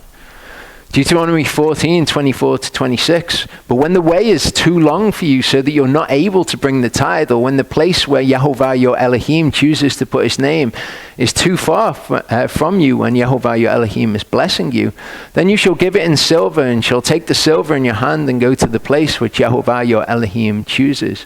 And you shall use the silver for whatever your soul desires, for cattle or sheep, for wine or strong drink, for whatever your soul desires, and you shall eat there before Yehovah your Elohim, and you shall rejoice, you and your household. And this is a scripture that I've seen so many people kind of, I don't know, like frothingly take hold of, and like, yes, I've always wanted to spend the tithe on me and my things. Look, I've got a way that I can do it. But they're actually misunderstanding what this says. I'll explain what this says. The key to this passage, and if people were to study the passages on tithing, this is about you shall eat there before Yehovah your Elohim, and you shall rejoice. So people think, I can spend it on anything to do with the feast, anything at all. That's not what it says though, is it? When we're going to say, well, I'm going to take of the tithe and I'm going to spend it on myself, we need to have gone to the scriptures to study exactly what it is saying. Okay? What would normally happen, the normal command, it says, but seek the place which Yehovah your Elohim chooses out of all your tribes, to put his name there for his dwelling place, and there you shall enter. So this is when they go up to the temple. And there you shall take your burnt offerings and your tithes, the contributions of your hand, your vowed offerings, your voluntary offerings, and the firstlings of your herd and of your flock. Okay, so they would go up and they would offer all these things. There you shall eat before Yehovah your Elohim, and shall rejoice in all that you put your hand to, the blessings, the fruit of your works. You eat of those things before him when you take them to the temple. That's the way that it usually works. Now let's read that command again. You shall tithe without fail all the yield of your grain that the field brings forth year by year. And you shall eat before Yehovah your Elohim in the place where he chooses to make his name dwell. The tithe of your grain and your new wine, your oil, the firstlings of your herds, your sheep, so that you learn to fear Yehovah your Elohim always. So all these things that you're taking up, okay, your grain, new wine, oil, the first fruits that you've got. And when you take it up and you offer it, you eat of it too. We know this from the instructions in the Torah. But when the way is too long for you, so that you're not able to bring the tithe, or when the place where Yehovah your Elohim chooses to put his name is too far for you, when Yehovah your Elohim is blessing you, again it's about what the fruit of your works is, then you shall give it in silver, and take the silver in your hand and go to the place which Yehovah your Elohim chooses. Okay, so you would take all of this stuff and you would sell it into silver, and you take the silver up to give that instead. But obviously when you go to give the silver, you can't take of the silver and eat the silver. It's not going to work, is it? And you shall use the silver for whatever your soul desires, for cattle or sheep or wine or strong drink, all the things that you've just sold into silver to take as a tithe. For whatever your soul desires, and you shall eat there before Yehovah your Elohim, you shall rejoice. So again, it's about eating there before Yehovah your Elohim and rejoicing, you and your household, in the blessings that he's given you. It doesn't say, go out and buy a herd of camels so that you and your household can travel to the feast or anything like that. It doesn't say anything else about the feast. Go and use it to pay for your accommodation during the feast. It's not what the tithe is for. Okay, the tithe was so that you could enjoy and eat before Yehovah, rejoice before him as part of the blessing that he'd given you. Do not forsake the Levite who is within your gates, for he has no part nor inheritance with you. So the Levite will come up and eat before Yehovah as well. In the third year, it says you bring out the tithe of your increase of that year and you store it up within your gates. And the Levite, because he's no portion nor inheritance with you, and the sojourner and the fatherless and the widow who are within your gates shall come and eat and be satisfied, so that Yehovah your Elohim does bless you in all the work of your hand which you do. So people refer to this as the poor tithe, don't they? They say, well, it's okay to give some of your tithe to the poor. Is it? The sojourner, the fatherless, and the widow doesn't mention the poor. Okay, this isn't a tithe for poor people. How we deal with the poor is completely separate from that. We've got a load of Torah on how we're to treat the poor and that we're to give to the poor. But what people like to do, and again the word will judge their hearts in this, is they like to say, I gave to a poor person, so I'm going to call that my tithe. I'm going to mash the two things together. Okay, or I like to spend the tithe of the things that I want to spend it on, so I will spend it on these things instead. But of course the word will judge people's hearts. What they would do, the whole purpose of this, the Levite, the sojourner, the fatherless, and the widow who are within your gate shall come and eat and be satisfied. So they would be a part of this as well, of coming and enjoying the blessing that Yehovah had given. We need to be very precise when we're understanding these things.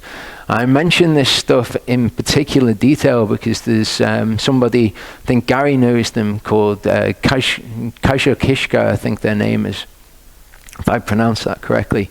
And they said in one of the videos, could you give us a visual way of understanding this?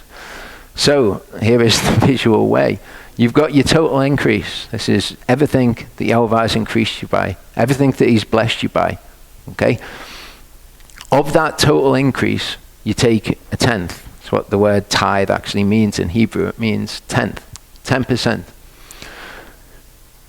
Normal year for an inhabitant of Jerusalem, let's say an inhabitant of Jerusalem, someone for whom it's not too far to travel. Take the tithe to the temple during the feast to give for the Levites. Eat of the things offered as part of offering them and rejoice before Yehovah. Okay, that's your normal person for whom it's not too far. Normal year when you live far from Jerusalem, you sell the things Yehovah has increased one with so you can travel more easily. Give the tithe in silver, but buy back things to eat so as to rejoice before Yehovah using some of it. Okay. In the third year, store up the tithe within your gates. Use the tithe to allow the Levite, the widow, the fatherless, and the stranger to come and eat before Yehovah. Each year you would use it to allow the Levite to come up and eat before Yehovah and be a part of that. But in the third year, the stranger, the fatherless, and the widow, not the poor. So just so that people can understand it visually, or so Kaja can understand it visually. An important thing to reckon, and we've kind of touched on it in the other verses, is doing obedience to be seen by other people. Matthew 6, 1-6 says, beware of doing your kind deeds before men in order to be seen by them. Otherwise, you have no reward from your Father in heaven. So we get a glimpse into the mechanic of how he's going to judge us and how he's going to reward us here. Thus, when you do a kind deed, do not sound the trumpet before you, as the hypocrites do in the congregations and in the streets, to be praised by men. Truly I say to you, they have their reward. Because he judges their heart, he knows exactly what's in their heart. They're doing it to be seen by men. They get praise from men. That's their reward. How would they expect it to be any other way? But when you do a kind deed, do not let your left hand know what your right hand is doing, so that your kind deed shall be in secret, and your Father who sees in secret shall himself reward you openly. If you're doing it for men, you get your reward from men. If you're doing it for Elohim, you get your reward from Elohim. Some people would think, though, I'm doing what the word says to do, therefore my reward should be from Elohim. But your actual motivation in doing it plays a part. When you pray, you shall not be like the hypocrites, for they love to pray standing in the congregations on the corners of the streets to be seen by men. Truly I say to you, they have their reward. So what's the issue with this? They're doing it to be seen by men. You can pray wherever you want to pray, but if you're doing it to be seen by men, that's a problem. But you, when you pray, go into your room, and having shut your door, pray to your Father who is in the secret place. And your Father who sees in secret shall reward you openly. Again, it's about the reason that you're doing it. Ephesians 6, 5-8 says, servants, obey your masters according to the flesh, with fear and trembling and sincerity of heart, as to Messiah. Okay? And it says, not with eye service as men pleasers, but as servants of Messiah, doing the desire of Elohim from the inner self, rendering service with pleasure so as to the master and not to men. So even in these things, okay, it's about why you're doing it. Knowing that whatever good anyone does, he shall receive the same from the master, whether he's slave or free.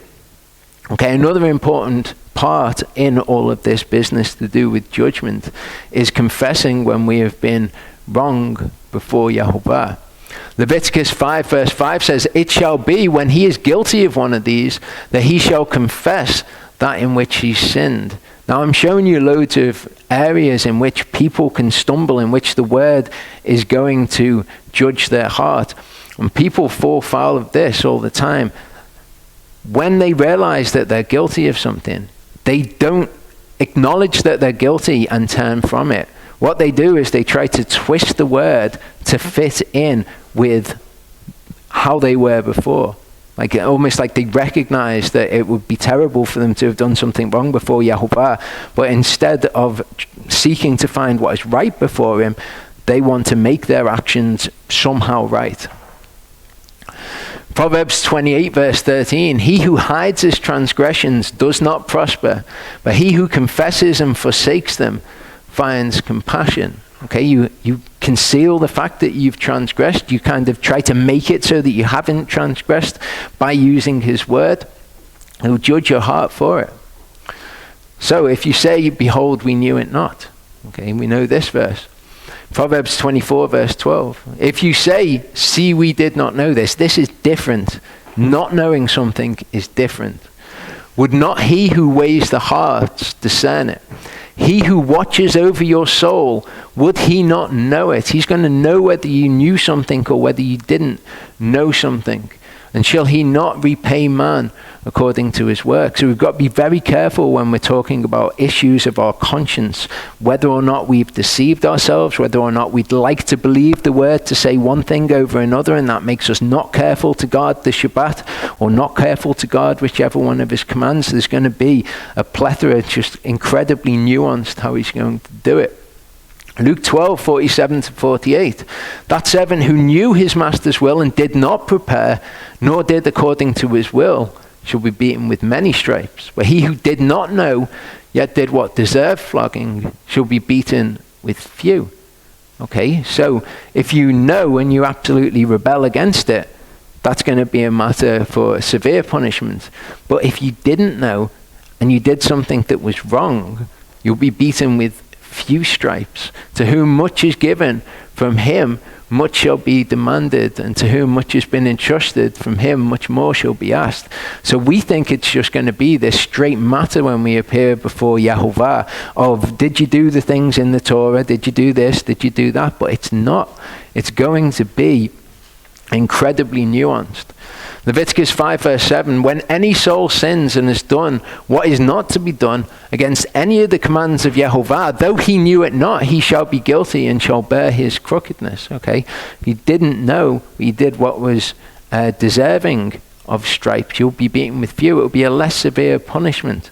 But the way that Yehovah figures all of these things is going to be incredibly nuanced. Should you have known that it was wrong? Did you convince yourself at some point that it wasn't wrong against what your conscience had initially said? Seeking Yehovah is a very interesting thing. I've touched on it maybe a couple of times before. But Jeremiah 29:11-14, okay, because seeking Yehovah is very different from I'm seeking the God of the Bible, okay? For I know the plans I am planning for you, declares Yehovah, plans of peace and not of evil, to give you a future and an expectancy. Then you shall call on me and shall come and pray to me, and I shall listen to you. And you shall seek me and shall find me when you search for me with all your heart, okay? Remember, we learned that you can deceive yourself in your heart, okay, in all the ways in which we can allow ourselves to be deceived in our heart. That's not searching for him with all of our hearts. That's being deceived and retaining part of it. But he says, you shall seek me and you'll find me when you search for me. And that's just a statement that you can just read over. But if you're not searching for Yehovah, if you're searching for another God, one who does things more in your sort of way, if you've got a deceived heart and your deceived heart is causing you to seek something else, you're not searching for Yehovah. People would think, well, if he says, if you seek me, then you'll find me. I've been seeking God. Well, have you been seeking Yehovah? You might have been seeking God, but what does that mean to you? If you seek me, you'll find me. When you search for me, you've got to be searching for him. And I shall be found by you, declares Yehovah, and I shall turn back your captivity and shall gather you from all the Gentiles and from all the places where I have driven you, declares Yehovah, and I shall bring you back to a place from which I have exiled you. And we've looked before at these promises being given in the future perfect tense as things that have already been done. But who have they already been done for? For anybody who wants to take hold of any of this? No, for the ones who were seeking him, the chosen, the ones who he knew from before the foundation of the world. Proverbs 8 verse 17 says, I love those who love me. This is from the perspective of wisdom. Okay, but do we love Yehovah? Does he love us? We can say, I love Yehovah, but maybe we don't see things in quite the way that he does, and maybe we don't actually love who he is. Those who earnestly seek me do find me. But again, it's very nuanced there. Are you seeking Yehovah? Matthew 7:7-11 says, as it is, ask and it shall be given to you. Seek and you shall find. Knock and it shall be opened to you. For everyone who asks receives. But what are you asking for? He who seeks finds, and to him who knocks it shall be opened. Or is there a man among you who, if his son asks for bread, shall give him a stone? Or if he asks for a fish, shall he give him a snake? Okay. What if he asks for a snake? What if he thinks that he's asking for bread, and he uses the word bread, but what he's actually seeking, what he's actually asking for, is a snake? If you then, being wicked, know how to give good gifts to your children, and we've looked before at what it is to be his children or his sons, how much more shall your Father who is in the heavens give what is good to those who ask him? Okay, but you can just read over this and you can appropriate all these things for yourself.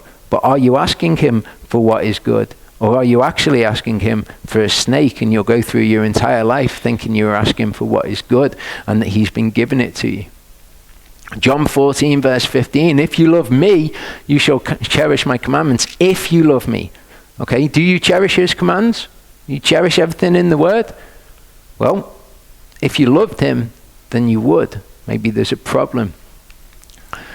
2 Thessalonians 2:9-12, the coming is according to the working of Hasatan, with all power and signs and wonders of falsehood, and with all deceit of unrighteousness in those perishing, because they did not receive a love of the truth in order for them to be saved.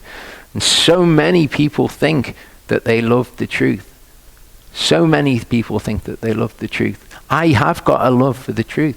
We would all say that we love the truth, but we don't define what the truth is. He will judge our hearts as to whether or not we actually love what the truth was, or were we deceived by things that he would call unrighteous. And for this reason, Elohim sends them a working of delusion, for them to believe the falsehood. He doesn't want them to believe the truth, because it's not in their hearts to. If they loved him, they would cherish his commandments. Elohim sends them a working of delusion for them to believe the falsehood. Elohim does it. He deceives them. In order that all should be judged who did not believe the truth, but have delighted in the unrighteousness. Okay? If you've delighted in the unrighteousness, then he will allow you to be deceived. We deceive ourselves in our hearts, and he will allow us to be deceived by this love for what is unrighteous, the love for the lie. John 8:44-45. You are of your father the devil, the desires of your father you wish to do. He was a murderer from the beginning and has not stood in the truth, because there is no truth in him. When he speaks the lie, he speaks of his own, for he's a liar and the father of it. And because I speak the truth to you, you do not believe me. Because I speak the truth to me. If you love me, you will keep my commandments. Okay, so when I speak the truth to you, you will recognize it as the truth, and you'll do it. But so many people, and I don't think that we can just automatically discount ourselves from this, think that they believe the truth. They're absolutely convinced, I believe the truth, I believe the truth. But do they? It's not us that is going to decide. John 12:44-48 says, Then Yeshua cried out and said, He who believes in me believes not in me, but in him who sent me. He who sees me sees him who sent me. I have come as a light into the world, so that no one who believes in me should stay in darkness. And if anyone hears my words but does not watch over them, I do not judge him, for I did not come to judge the world, but to save the world. He who rejects me and does not receive my words has one who judges him. The word that I have spoken shall judge him in the last day. This is very much how Yeshua was. He spoke the truth. Do you love the truth? Do you hear it? Are you going to believe the truth when you hear it? If not, I'd say he just kind of moved on. He said, look, I haven't come to judge the world. I've come to speak the truth so that it will save the ones that it was meant to save. The word is going to judge those in the last day. So I want to look at idolaters. People who love the idea of being set free from the law. That's an idolater. That's somebody who loves another God.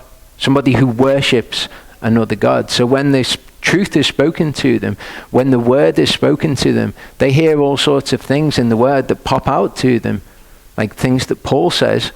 They pop out to them and they think, oh, we've been set free from the law. They're an idolater. People who love the idea that Paul's writings describe our transcendence above the Torah, they don't love the truth. People who love the idea that now we're members of Messiah's priesthood, we no longer have to observe the law, parts of the law. They say that these parts of the law were given as a punishment. They're an idolater. They don't love the truth. When YHVH spoke the truth, they read it and they heard something else. People who love the idea of being Hebrews. I've encountered people like this. They love the idea of this kind of cultural identity more than they want to be changed by the word and to do the word and to understand who YHVH is. People who love the idea of the wicked being punished. And there are people out there, and when it comes to the things in the word, they don't hear and understand what's in the word, and they don't want to be changed, but they love the idea that the wicked are going to be punished. When I looked at Enoch, the idea that it was this apocryphal work and it exists and was written by people who looked at the world around them, saw everyone was incredibly wicked, and they were writing about the destruction of the wicked. And there are people who are fascinated by those things. They're fascinated by the wicked in other people and that they're going to be judged and destroyed. And praise YHVH that Yeshua is going to return and destroy all of the wicked. People who love the idea of ruling and reigning over the Gentiles. And I've seen people like this speaking of the Gentiles one day will be our slaves and we will rule and reign over them. Again, it's not They don't love Yehovah. They're not seeking Yehovah. They've not found Yehovah. People who love the idea that they are righteous and will be declared so, more than the idea that they must be changed in accordance with Yehovah's image. Okay? To us, we love the idea that we will be changed and one day we will be like him. They're not so bothered about that. They want Christ's righteousness or whatever else. They're just more concerned with the idea that they're going to make it into the kingdom and they're going to be saved from all of this, more than to be changed to actually be like him, to truly worship him.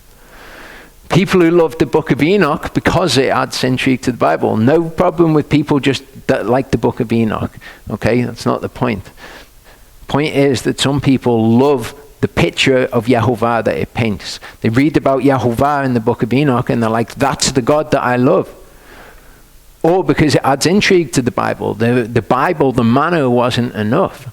Okay, we need more. We need more information about this. I would like to look into this. I like to look into that. They love that more than Yehovah. They spend more time reading the book of Enoch than they read the scriptures, for example. They're idolaters. They prefer that.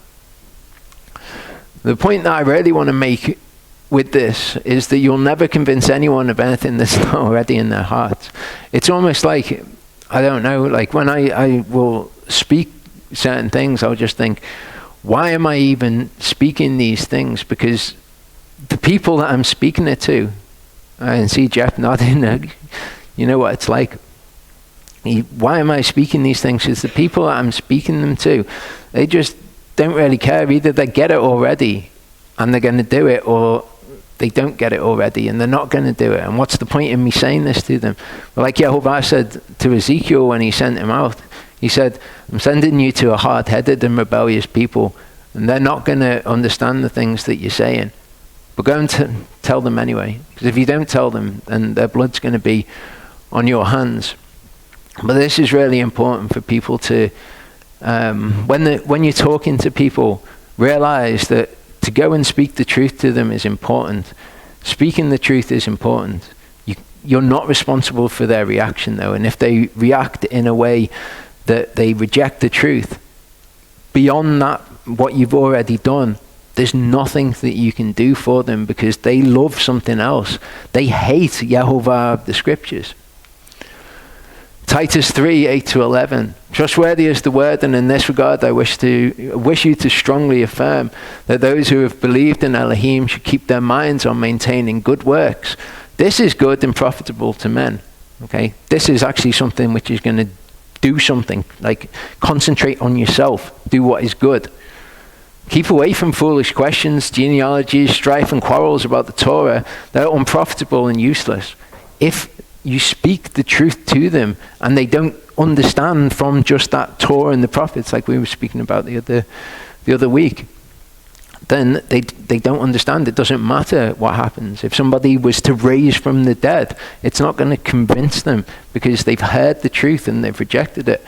Reject a man who believes false doctrine or a heretic after the first and second warning, knowing that such a one has been perverted and sins, being self-condemned. Pray for them, but you don't need to take it on board as a responsibility to change anyone's mind. Matthew 7 verse 6 says, do not give what is set apart to the dogs, nor throw your pearls before the pigs, lest they trample them under their feet and turn and tear you in pieces. Because people do get so kind of obsessed with doing these things that they go to people who hate the truth and they try and force it down their throats. And it never turns out well. Proverbs 9, 6-13. Leave the simple ones and live, and walk in the way of understanding. I think you could encapsulate the entire thing just in that, one verse. Leave the simple ones and live. Walk in the way of understanding. He who reproves a scoffer gets shame for himself. He who rebukes a wrong one gets himself a blemish. Do not reprove a scoffer lest he hate you. Reprove a wise one and he loves you. Give instruction to a wise one, and he is wiser still. Teach a righteous one, and he increases in learning. The fear of Yehovah is the beginning of wisdom, and the knowledge of the set apart one is understanding. For by me your days become many, and years of your life are added to you. If you've become wise for yourself. And if you've scoffed, you alone bear it. It's you that's going to be judged. Do as Yeshua did. He came and he spoke the truth to people, and he was like, they were asking him all sorts of questions. How can you be the Messiah if this and if that? And he didn't get drawn into it. He just said, for a little while, you've got the light with you. Walk in the light. And then he left. He spoke the truth, and it either resonated with people and they knew it to be true, or it didn't. A foolish woman is loud, simple, and without knowledge. Which is funny, because I'm sure that we can all draw to our minds the image of a woman being loud, simple, and without knowledge, and how abhorrent it is. But obviously this has spiritual connotations as well, because we are that woman, okay? Or other people are that woman, that bridal candidate before YHVH, okay? And you know how people are when you speak to them, when you speak the truth, and they're like, that's not right, it's this, that, and the other. And this is the epitome of how they are. You can recognize people and just leave them to it, speak the truth, but then move past it. If anyone goes astray from the truth and someone turns him back, let him know that he who turns a sinner from the straying of his way shall save a soul from death. It's true. Well, it's true in the context of all the other scriptures as well. Okay? You go and you speak the truth to them. If you can turn them back, you can turn them back. If you can't, leave them to YHVH. John 15:9-23 says, as the Father has loved me, I have also loved you. Stay in my love. If you guard my commands, you shall stay in my love, even as I have guarded my Father's commands and stay in his love. These words I have spoken to you so that my joy might be in you and that your joy might be complete. This is my command, that you love each other as I have loved you.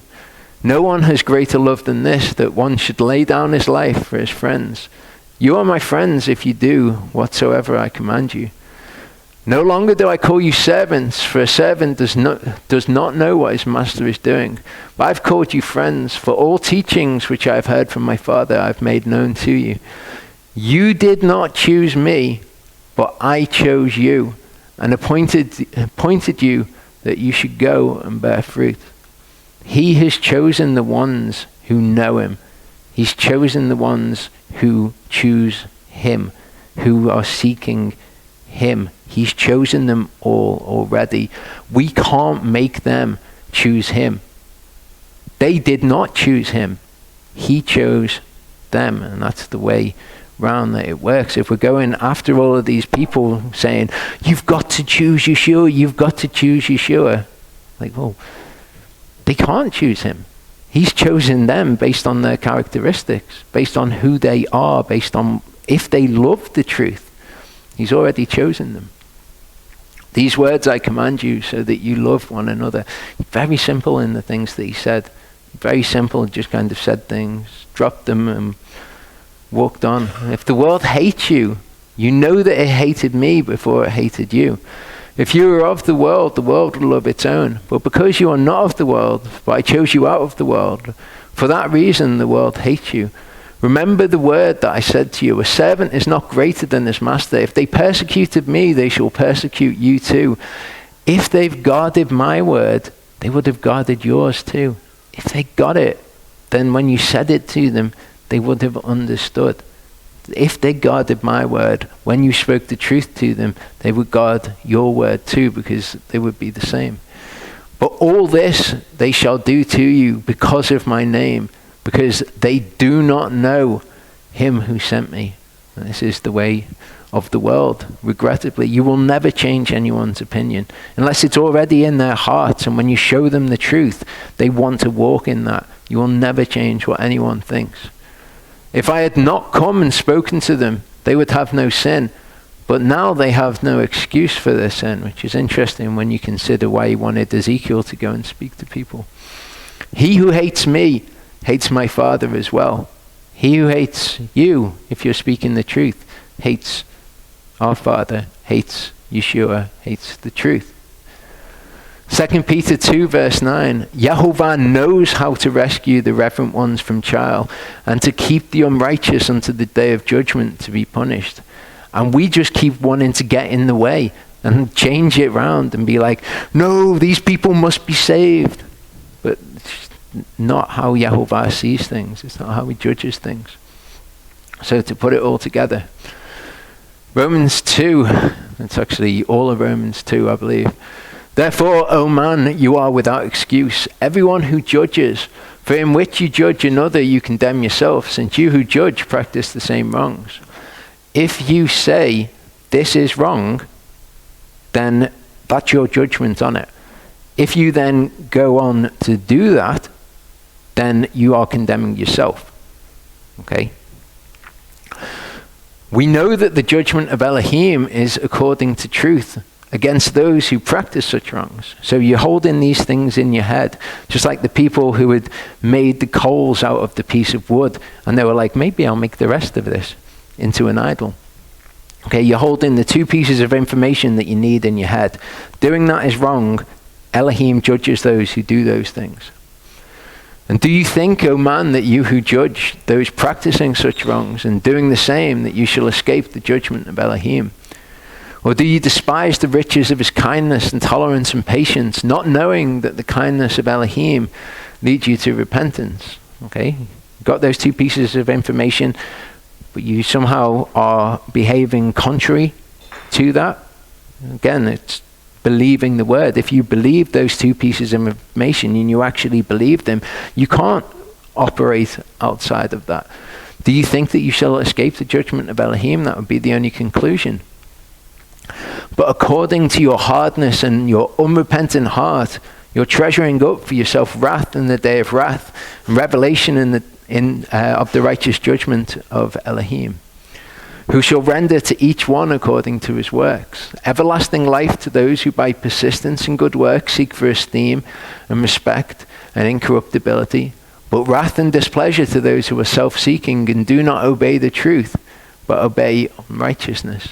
Affliction and distress on every human being working what is evil, of the Jew first and also of the Greek.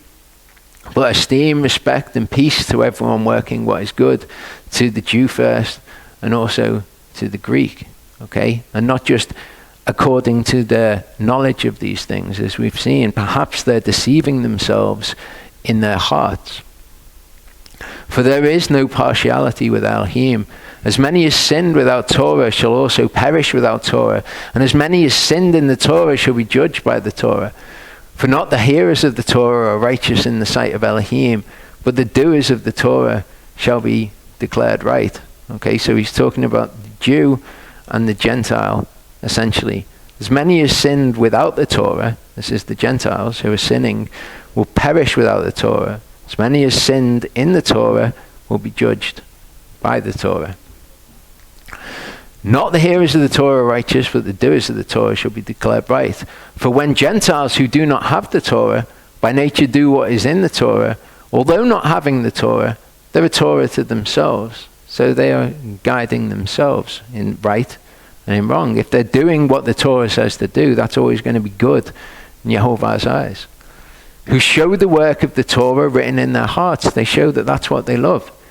Their conscience also bearing witness, and between themselves their thoughts accusing or even excusing in the day when Elohim shall judge the secrets of men through Yeshua Messiah according to my good news. So we can see this level of knowledge that people have and how that's going to play out, and whether their consciences, them doing what is right, in the day when Elohim shall judge the secrets of men, will accuse them before him or excuse them according to where they're at in their consciences. See, you are called a Jew and rest on the Torah and make your boast in Elohim and know the will of Elohim and approve what is superior, being instructed out of the Torah. Okay, and for the rest of this passage, when he says Jew, I want you to read believer. Okay, because this could be written to us as well. Okay, you're called a believer, you rest on the Torah and you make your boast in Elohim. You know the will of Elohim and you approve what's superior. We all do the Torah, we all like the Torah, we're all Torah keepers. being instructed out of the Torah, and are trusting that you yourself are a guide to the blind, a light to those who are in darkness, an instructor of foolish ones, a teacher of babes, having the form of knowledge and of the truth in the Torah. You then who teach another, do you not teach yourself? You who proclaim that a man should not steal, do you steal? You who say do not commit adultery, do you commit adultery? You who abominate idols, do you rob temples? You who make your boast in the Torah, through the transgression of the Torah, do you disrespect Elohim? This is the majority of people. They recognize the Torah, they'll speak highly of the Torah, but when it comes to something that they are tested in, they go against it, and they're blind to see what that actually implies. For the name of Elohim is blasphemed among the Gentiles because of you, as it has been written. For circumcision indeed profits if you practice the Torah, but if you're a transgressor of the Torah, your circumcision has become uncircumcision. Say that of any command that you do. Going to the feast of Sukkot is profitable if you practice the Torah as a whole. But if you're a transgressor of the Torah in another regard, what does it matter if you go to the feast of Sukkot? So if an uncircumcised one watches over the righteousnesses of the Torah, shall not his uncircumcision be reckoned as circumcision? And the uncircumcised by nature who perfects the Torah shall judge you, who notwithstanding letter and circumcision are a transgressor of the Torah. So the one who comes to him does the things of the Torah, okay? They will judge the people who have the Torah, who in this case were circumcised, or whatever command you want to put in there, okay? They wear tzitzit, or they do Sukkot, or whatever other command. They will judge those people. For he is not a Jew who is so outwardly, neither is circumcision that which is outward in the flesh. Okay? You're not a believer who's one outwardly. You know, you go around with your tzitzit on, or you do whatever. That's not a believer. Okay? A Jew or a believer is he who is so inwardly. And circumcision is that of the heart, in spirit, not literally, whose praise is not from men, but from Elohim. Again, doing your good works to be seen before men. Okay? And there are many, many people who will say that they are a Jew, but are not. Will say that they are a believer, but are not. They are Esau. They are Jacob's brother. Jacob are the ones who make it. Esau are the ones who don't. Okay? And there are so many who want to be believers outwardly, but they're not believers inwardly. They say that they are Jews, they say that they're believers, but they're not.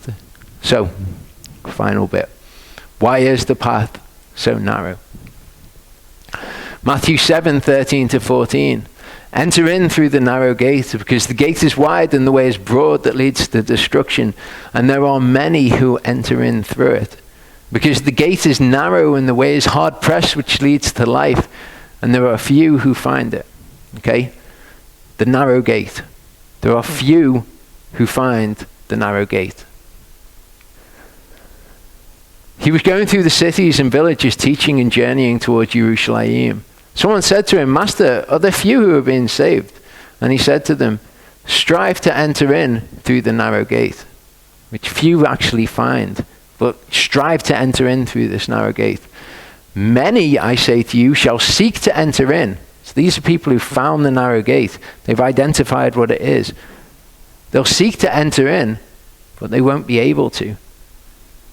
Once the master of the house has risen up and shut the door, and you begin to stand outside and knock at the door saying, Master, Master, open for us. And he shall say to you, I do not know you, where you're from. And then you shall begin to say, we ate and drank in your presence, you taught in our streets. We know your teachings. Okay? So of the few that find the narrow gate, of those few, many of them will try to enter in through it, and they will not be able. He shall say, I say to you, I do not know you. Where you are from, depart from me, all you workers of unrighteousness. There shall be weeping and gnashing of teeth when you see Abraham and Yitzchak and Yaakov and all the prophets in the kingdom of Elohim, and you yourself thrown outside. Okay, and they're going to be the people who are like, we found the narrow gate. We're definitely getting in because we found the narrow gate. Micah 6:6-8 breaks it down and makes it really, really simple for us. With what shall I come before Yehovah? Bow myself before the high Elohim. Shall I come before him with burnt offerings, with calves a year old? Is Yehovah pleased with my thousands of rams or 10,000s of rivers of oil? Shall I give my firstborn for my transgression, the fruit of my body for the sin of my soul? So they're still in a state where they've got this sin going on, and they're just trying to excuse it through sacrifice. He's declared to you, O man, what is good. And what does Yehovah require of you? But to do right, to love kindness, and to walk humbly with your Elohim. It sounds so simple, but whether or not we're seeking him, whether or not we're seeking good, whether or not we're seeking right, or whether we've deceived ourselves in our hearts, and we're saying that we're seeking all these things, we know all the right words to say from Scripture, but we're not actually seeking who he is. Luke 16:10 says, he who is trustworthy in what is least is trustworthy also in much. And he who is unrighteous in what is least is unrighteous also in much. And so many people are prepared to go that little bit, or to go a large part of the word. But then when they're tested in something, and it'll only be this tiny little thing, they're not prepared to go and do that thing. But in that very moment, they prove themselves before Elohim. They prove who they are before him. Deuteronomy 7:12 says, and it has been because you hear these justices and have cherished and done them, the Yehovah your Elohim has guarded with you the covenant and the kindness which he sworn to your fathers. This is the first verse of the Torah portion. Okay, and I'm not going to cover a huge amount of the Torah portion. In the next part, I'm going to do Deuteronomy 7 and 8. But the things that I've explained, when you read through the Torah portion, I would suggest reading through it. I want you to see these things in there, okay? See what he's actually saying. Because you hear these justices and have cherished and done them, Elohim has guarded covenant and the kindness. Because you've done that. But a lot of people won't do that. A lot of people would deceive the heart and do all the little nuanced things in between. So I'll come to an end of this part here. Second part, I'll do Deuteronomy 7 and 8. But 9, 10, 11, I would say go home and read them, because I've given you the tools that you need to understand what Yehovah is saying to his people in those parts. Okay, so long story short, we can give you all of the tools to understand the situation, and it's going to resonate with different people in different ways. And some people are going to hear the truth of those pieces of scripture, and they're going to be able to work it out because they're the ones who love Yehovah, they're the ones who are seeking him. And some people, you can make it absolutely as clear as day. You can give them every single piece they need. They can be holding the piece of wood in the hand that they've cooked their bread on, and they're still not going to be able to get it. So just as Charlie last week gave the tools to understand the Sabbath without coming to a direct conclusion on it, I've tried this week to give you the tools to understand how Yehovah is going to judge things, but also tried to recognize that ultimately that's kind of pointless, because the people who get it have already been chosen. So it's kind of like, well, hopefully I've been able to do that to some degree. So Deuteronomy 7:12 says, and it has been because you hear these judgments, these justices, and have cherished and done them, that Yehovah your Elohim has guarded with you the covenant and the kindness which he has sworn to your fathers, and has loved you and blessed you and increased you and blessed the fruit of your womb and the fruit of your land, your grain, your new wine, your oil, the increase of your cattle, the offspring of your flock, in the land of which he has sworn to your fathers to give you. That's why. Done all of these things because you've heard these things and you've recognized them. Blessed are you above all peoples. There is not in you a barren man or a barren woman among you, among your livestock. And Yehovah has turned away from you all sickness and has put on you none of the evil diseases of Mitzrayim which you have known. And he has put them on those who hate you. Okay, so we've looked at this before. As they were going into the land now, what he's actually done here is he's taken away some of the corruption which was within creation. You know, we exist in this fallen world, and he's taken away some of that corruption. We know that corruption tends to uncleanness, and I almost wonder to some degree whether part of why he's doing it is because he's going to dwell in their midst, and he doesn't want them to be blemished and coming into the temple and all those things. I wonder if that plays any role in it at all. I mean, obviously he's blessing them and he's saying, look, all of these terrible things, I take them away from you. No one's going to be barren. No man or woman will be barren. And you won't be sick either. All these sicknesses of Egypt, I'll take them away from you. But we know in Deuteronomy 28, 58 to 67, it says, if you do not guard to do all the words of this Torah, and this is spoken to these exact same people a little bit later, that are written in this book to fear this esteemed and awesome name, Yehovah your Elohim, then Yehovah shall bring upon you and your descendants extraordinary plagues, great and lasting plagues, and grievous and lasting sicknesses. And he shall bring back on you all the diseases of Mitzrayim, of which you were afraid, and they shall cling to you. Also every sickness and every plague which is not written in this book of the Torah, Yehovah does bring upon you until you are destroyed. And you shall be left with few men, although you have become as numerous as the stars of the heavens, because you did not obey the voice of Yehovah, your Elohim. And it shall be that as Yehovah rejoiced over you to do you good and increase you, so Yehovah does rejoice over you to destroy you and lay you waste. And you shall be plucked from off the land which you go to possess. Because he loves destroying people and laying them waste, because he knows that it will do good in the end. Yehovah shall scatter you among all people from one end of the earth to the other, and you shall serve other gods which neither you nor your fathers have known, wood and stone. So he's going to bless you, then you're going to disobey him, he's going to pluck you off the land, and when he does, he's going to put back on you all of the diseases of Egypt, and he does it for a particular reason. It says, among those nations you are to find no rest, nor have a resting place for the sole of your foot. But there Yehovah shall give you a trembling heart and failing eyes and sorrow of soul.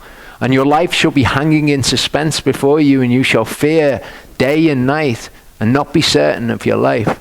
In the morning you say, oh, that it were evening. In the evening you say, oh, that it were morning, because of the fear of your heart with which fear and because of the sight which your eyes see. So this is the purpose. It is so that we realize, from how it reads to me, so that we realize our frailty before Yehovah, so that we realize our lives do not have certainty outside of him. He scatters us and he puts all of these sicknesses upon us. Charlie mentioned last week that I'm at the moment pretty sick. I've got these neurological symptoms that are manifesting, and this is why he does it. You know, he's taken that removal of corruption away from us. But I'm not afraid. I wasn't afraid last time, and I'm not afraid this time. It says here, your life shall be hanging in suspense before you. I kind of know what that feels like, because I know with these symptoms it could just be, oh, there goes your neurological function. That's all gone. You will not be certain of your life. And I'm not afraid. I mean, I would like to think that I wouldn't die and, you know, Ashley be left and be distraught and all of those sort of considerations. But for me, I have no fear. I know, like Paul said, look, my life is ebbing away at this point, and I'm going to receive a crown of righteousness. I have run the good race. Okay? So I wanted to speak about that, because people have sent emails, people have put comments on the video. You know, thank you to everyone who said that they're praying for the situation. But I wanted to address it. I wanted to speak on that. Also, importantly, to the person who recommended that I do homeopathic, go to a homeopathic chiropractor, I'd just say have a look into where chiropractorness, whatever it's called, came from.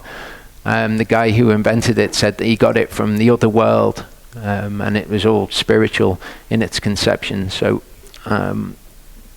any kind of adjustments of your spine, to bring about health benefits.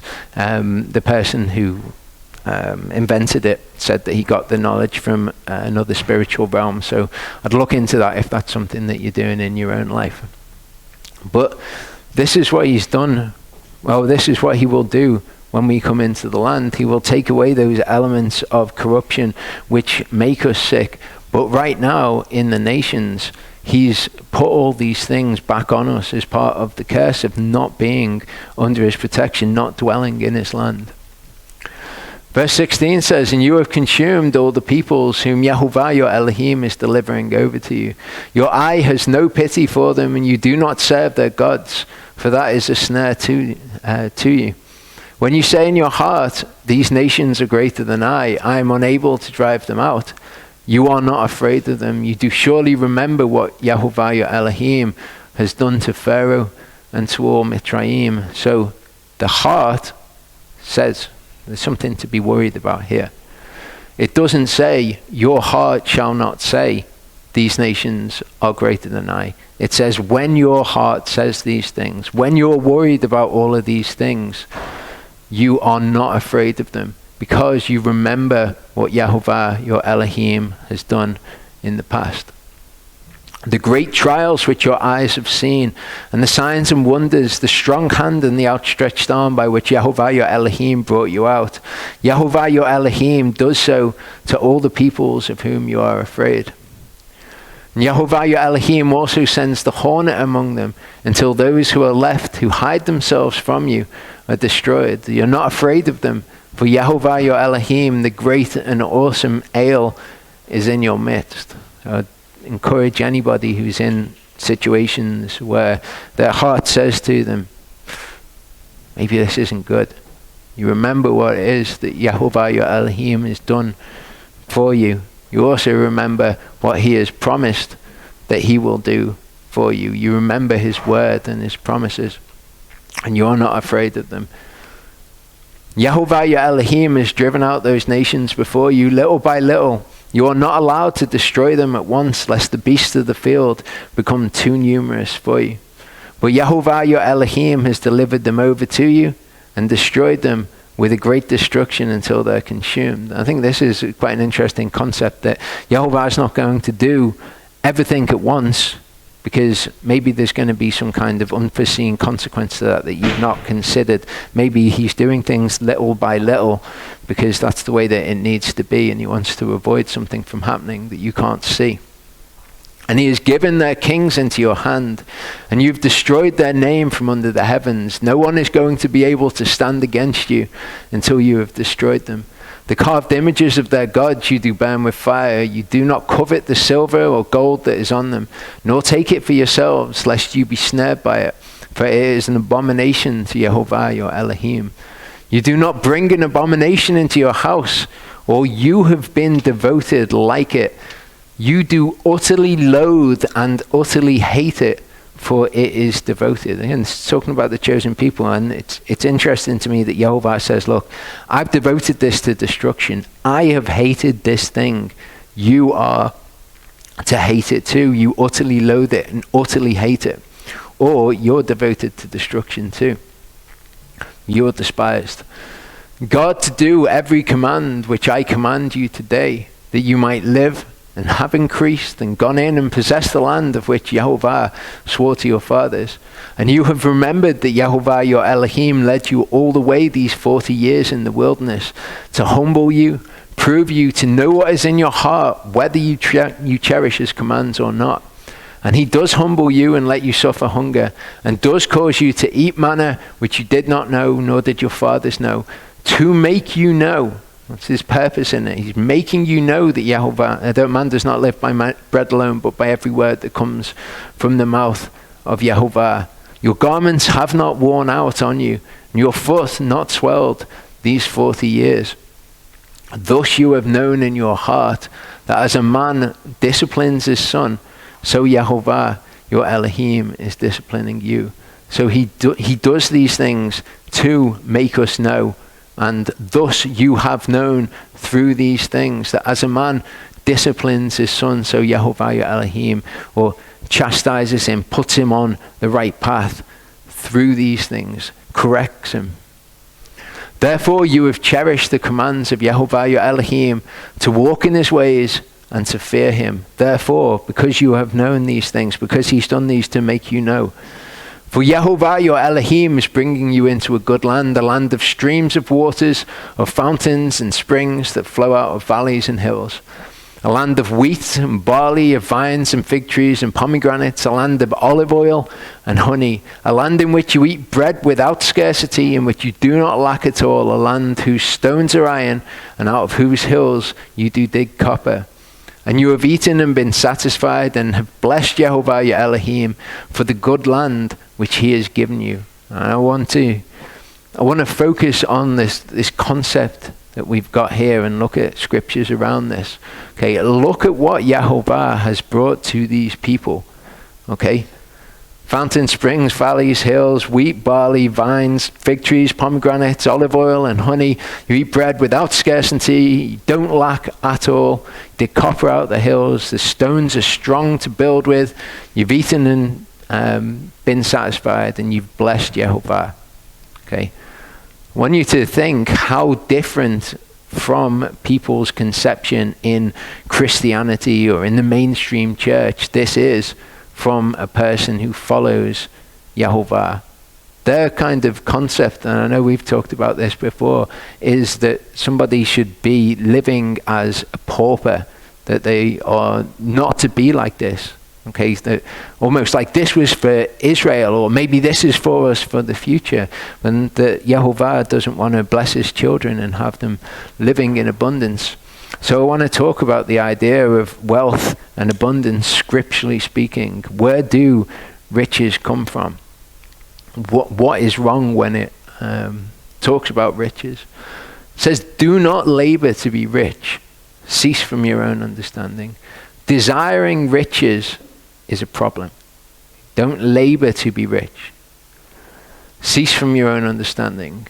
Do you set your eyes on that which is not? Wealth is not the thing, or trying to bring yourself wealth is not the thing that you need to be focusing your eyes on. We know from what Yeshua said, that you seek first the kingdom of Elohim, and all these things shall be added to you. So you don't labor to get riches.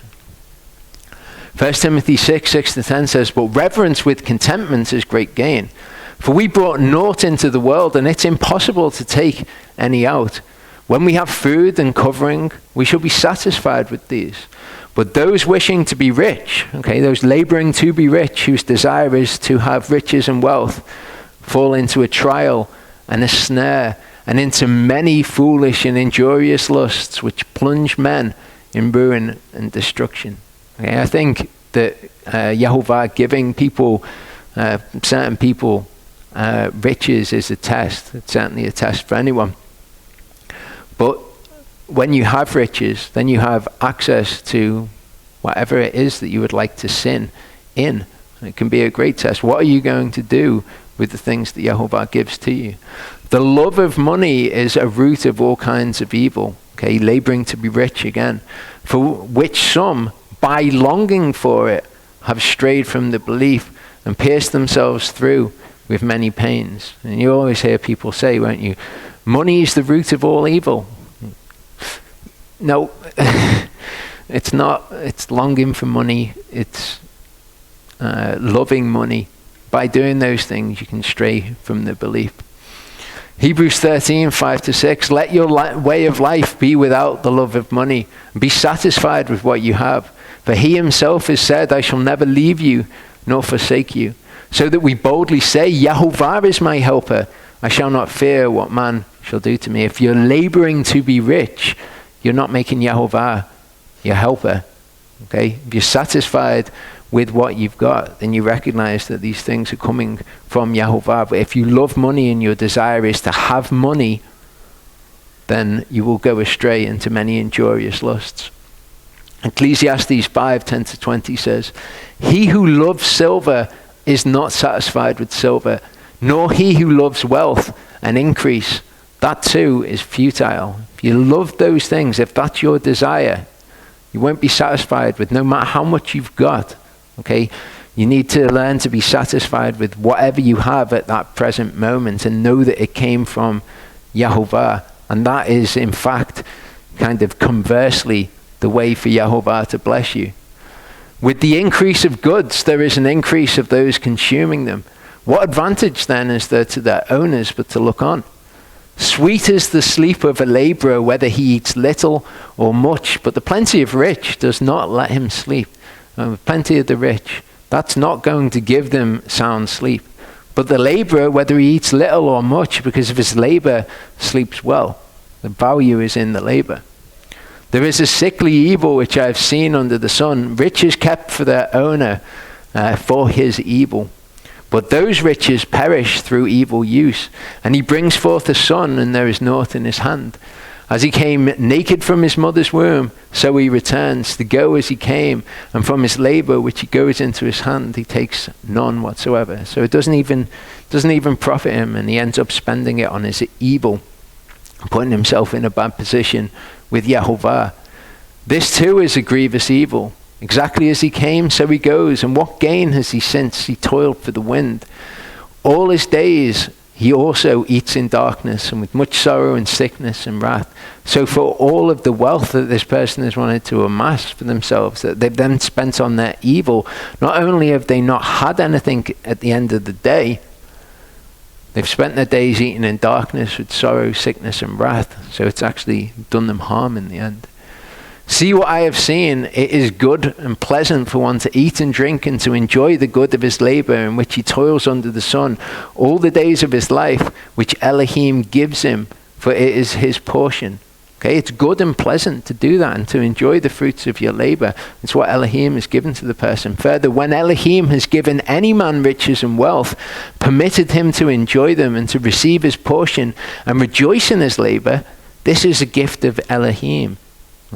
You see where the problem comes in.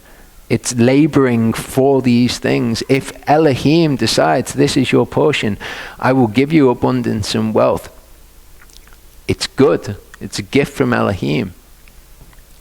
Though it not be much, let him remember the days of his life, because Elohim bears witness by the gladness of his heart. He wants us to be happy. Okay, it's a testimony to Elohim if we are happy, if we are blessed. Elohim bears witness by the gladness of the man's heart to whom he blesses. Psalm 62, 10-12 says, do not trust in oppression. Do not become vain in robbery. If riches increase, do not set your heart on them. So the issue isn't the riches. The issue is what you then do with it. Did you labor to get those riches? Was that your desire to get all of the wealth? But if they do increase, don't set your heart on them. And that's what we'll see Yehovah warns them of doing here. Elohim has spoken once. Twice I have heard this, that strength belongs to Elohim. Kindness is yours, O Yehovah, for you reward each one according to his work. Seek first the kingdom of Elohim, and all these things will be added to you. 1 Timothy 6, 17-19 says, charge those who are rich in this present age. Okay, well, what's he going to charge them? Don't be rich. Give away all your riches. That's not what it says. It says not to be high-minded, nor to trust in the uncertainty of riches, but in the living Elohim who gives us richly all for enjoyment. To do good, to be rich in good works, to be generous and ready to share. Okay, so if Elohim blesses you to do good, be rich in good works, be generous, and be ready to share. Storing up for themselves a good foundation for the time to come. Okay, he says, doesn't he? Okay, don't have your treasure on earth. Do something with your treasure on earth to receive treasure in heaven. Do not lay up for yourselves treasures on earth where moth and rust destroy and where thieves break in and steal. But lay up for yourselves treasures in heaven where neither moth nor rust destroys and where thieves do not break in and steal. So when you're here on the earth, you can gather loads of stuff to yourself. You can get loads of material goods. That's not going to be no good for you. And the increase of goods is the increase of consuming them. Rather, charge those who are rich to do these things with them. For where your treasure is, there your heart shall be also. The lamp of the body is the eye. If therefore your eye is good, all your body shall be enlightened, if you're generous. But if your eye is evil, all your body shall be darkened. If then the light that is within you is darkness, how great is that darkness? Okay, we all claim to have the light, don't we? But Elohim requires us to do certain things. And you saw before about true religion is to go to these people and help these people. And, it's also to keep yourself unstained from the world. Definitely do that. No one is able to serve two masters, for either he shall hate the one and love the other, or else he shall cleave to the one and despise the other. So what this is saying is, if you serve Elohim, you cannot have the love of money too. Because if you have the love of money too, you can't serve Elohim. You hate the one and prefer the other. Okay? Doesn't mean that you'll despise Elohim. You might really like him. However, when it comes to a choice of money or Elohim, you would choose money. You can't serve the two at the same time. It has to be that you would choose Elohim. Or else you shall cleave to the one and despise the other. You are not able to serve Elohim and mammon and money. Matthew 3:10-14. The crowds asked him, saying, what then shall we do? Okay, so they all came to him. They wanted him to baptize them. And he said, you need to bear fruits worthy of repentance, to show that you've repented. And they said, okay, so what shall we do? And answering, he said to them, let him who has 2 undergarments share with him who has none. And let him who has food do likewise. Tax collectors also came to be immersed and said to him, teacher, what shall we do? And he said to them, collect no more than what is appointed for you. And soldiers also asked him, saying, and what shall we do?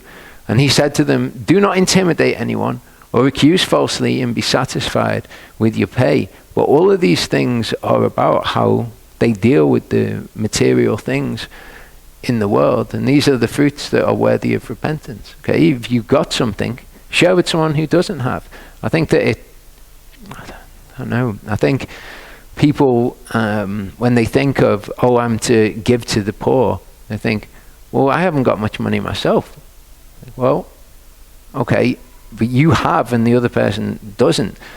Like, how much wealth do you think that you have to have in order to share with the poor? If you got a certain line and then, after that line, it's okay to share with the poor. And I think that this is an area that people deceive themselves in their hearts. 1 John 3:16-19, by this we have known love, because he laid down his life for us, and we ought to lay down our lives for the brothers. But whoever has this world's goods and sees his brother in need, shuts up his tender affections from him. How does the love of Elohim stay in him? My little children, let us not love in word or in tongue, but in deed and in truth. And by this we know that we are of the truth, and shall set our hearts at rest before him. Proverbs 11:24-28 says that there is one who scatters, yet increases more, and one who withholds more than is right. But it comes to poverty, we've looked before at how this can judge your heart. Well, I don't withhold more than is right, I hold the right amount. And there's one who scatters and yet increases more. Again, when we recognize that it's Elohim from whom we derive all of these things, we can scatter everything that we've got and yet be increased more because it comes from Elohim. The generous soul is enriched, and he who waters is also watered himself. The people curse him who withholds grain, but blessing is on the head of him who sells it.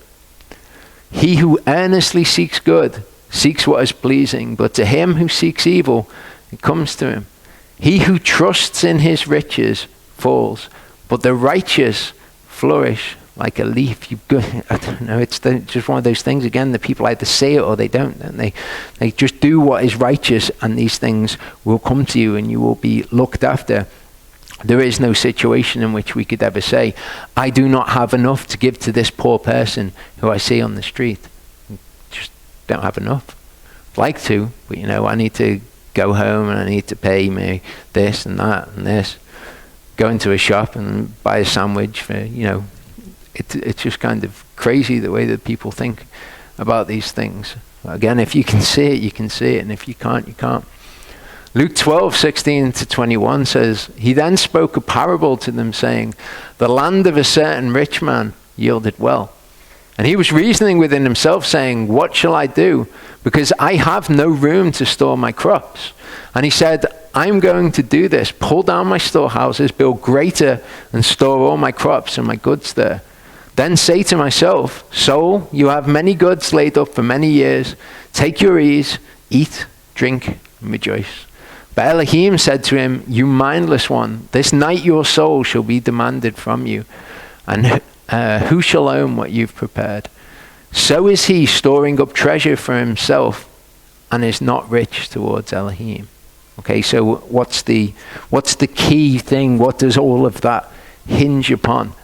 Okay, not being rich towards Elohim. I think people take these scriptures and they think, well, Elohim, it's a bad thing for somebody to have wealth or to have riches, but it's bad if you trust in those things, or if you're not rich towards Elohim in those things. We're given very precise instructions about what we're to do with our money, and we can scatter all of what we've got and increase more. Proverbs 10:4-5 says, poor is he who works with a lazy hand, but the hand of the hard worker makes rich. He who gathers in summer is a wise son. He who sleeps in harvest is a son who causes shame. Okay? This is kind of the key to how Elohim provides us with wealth, how he provides us with riches. You don't labor to be rich. You labor, you go about your business, you do what is right. Elohim blesses you. He who works with a lazy hand, poor is he who works with a lazy hand. The hand of the hard worker makes rich. There is a mechanism by which YHVH brings money to us in this world, and it's through labor. Proverbs 28:19-22 says, he who tills his land is satisfied with bread, but he who pursues vanities is filled with poverty. A man of truth has many blessings, but one in a hurry to be rich does not go unpunished. Okay, you see the dichotomy there again. Do not labor to be rich. Okay, one in a hurry to be rich does not go unpunished. The key is in being the man of truth. Okay, laboring and being a man of truth. And through that, YHVH will bless you. And it's not a problem if he does. To show partiality is not good, because for a piece of bread, a man would transgress.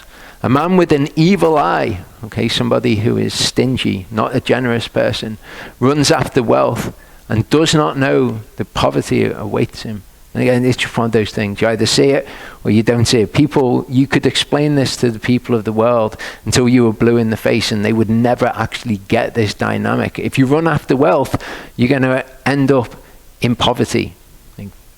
It's not a good situation. You would be better not going after wealth, laboring and letting Elohim bless you. Ecclesiastes 11:4-6 says, he who watches the wind does not sow, and he who looks at the clouds does not reap. As you do not know what is the way of the wind, or how the bones grow in the womb of her who is with child, so you do not know the works of Elohim who makes all. Sow your seed in the morning, and until evening do not let your hand rest, since you do not know which will prosper, this or that, or whether both alike are good. And this is exactly what we were talking about before. Okay, you don't know what will prosper and what doesn't prosper. Elohim doesn't come to us and give us like a divine moment and say, this is the thing that will happen. You just do whatever you do in your life, and maybe it'll prosper, maybe it won't prosper. But Elohim blesses the hand of the diligent and those who seek him, men of truth. Proverbs 22 verse 7 says, the rich rules over the poor, the borrower is servant to the lender. Because I'll get emails that ask me, is it okay to lend money? Okay, should we be lending money? Should I get a mortgage on my house, for example? Okay. The scriptures don't say that it's bad, but it does have this kind of clear hierarchy in there. And he says, look, when I bless you, you won't be the borrower, you will be the lender instead. So as to whether it's okay to lend, well, the word says that it is, explicitly in the Torah, in fact. Well, I want you to notice, it says the rich rules over the poor. I want you to bear that in mind when we read 1 Timothy 6:1-2. It says, let those who are servants under a yoke regard their own masters worthy of all respect. Okay, scriptures say Elohim makes rich and he makes poor. Lest the name of Elohim and his teaching be blasphemed. And those who have believing masters, and you've got to unpack the framework that's behind this. The rich rules over the poor in Yehovah's eyes. He makes rich and he makes poor. Some people who are believers that he's writing to, he says, you have believing masters. He says, let them not disregard them because they are brothers. And James, you work for somebody who's a believer, don't you? He says, but rather serve them because they are believing and beloved ones. Those receiving of the good service in return, teach and urge these matters. You do not covet your neighbor's house. You do not covet your neighbor's wife, nor his male servant, nor his female servant, nor his ox, nor his donkey, or whatever belongs to your neighbor. It's one of the 10 words, isn't it? And yet this is something that people just kind of do all the time and don't think about it. They think, this person's in a better position, this person's got more, I want what that person's got. And we've looked before at how Elohim is in charge of how everything is in the world, with the believing master and the believing servant. He's put both of those people in that position. And we've looked at how he does things to judge our hearts, to see where we're at. Okay? We're not to look at the things that he's done and say, Yehovah has put these in a way that I'm not happy with. I'm not happy with the way that things are. I wish for them to be different. Romans 13, 1-8 says, let every soul be in subjection to the governing authorities, for there's no authority except from Elohim. The authorities that exist are appointed by Elohim. The mega rich people in the world. We're not to look at them and covet or to judge the position that they're in either.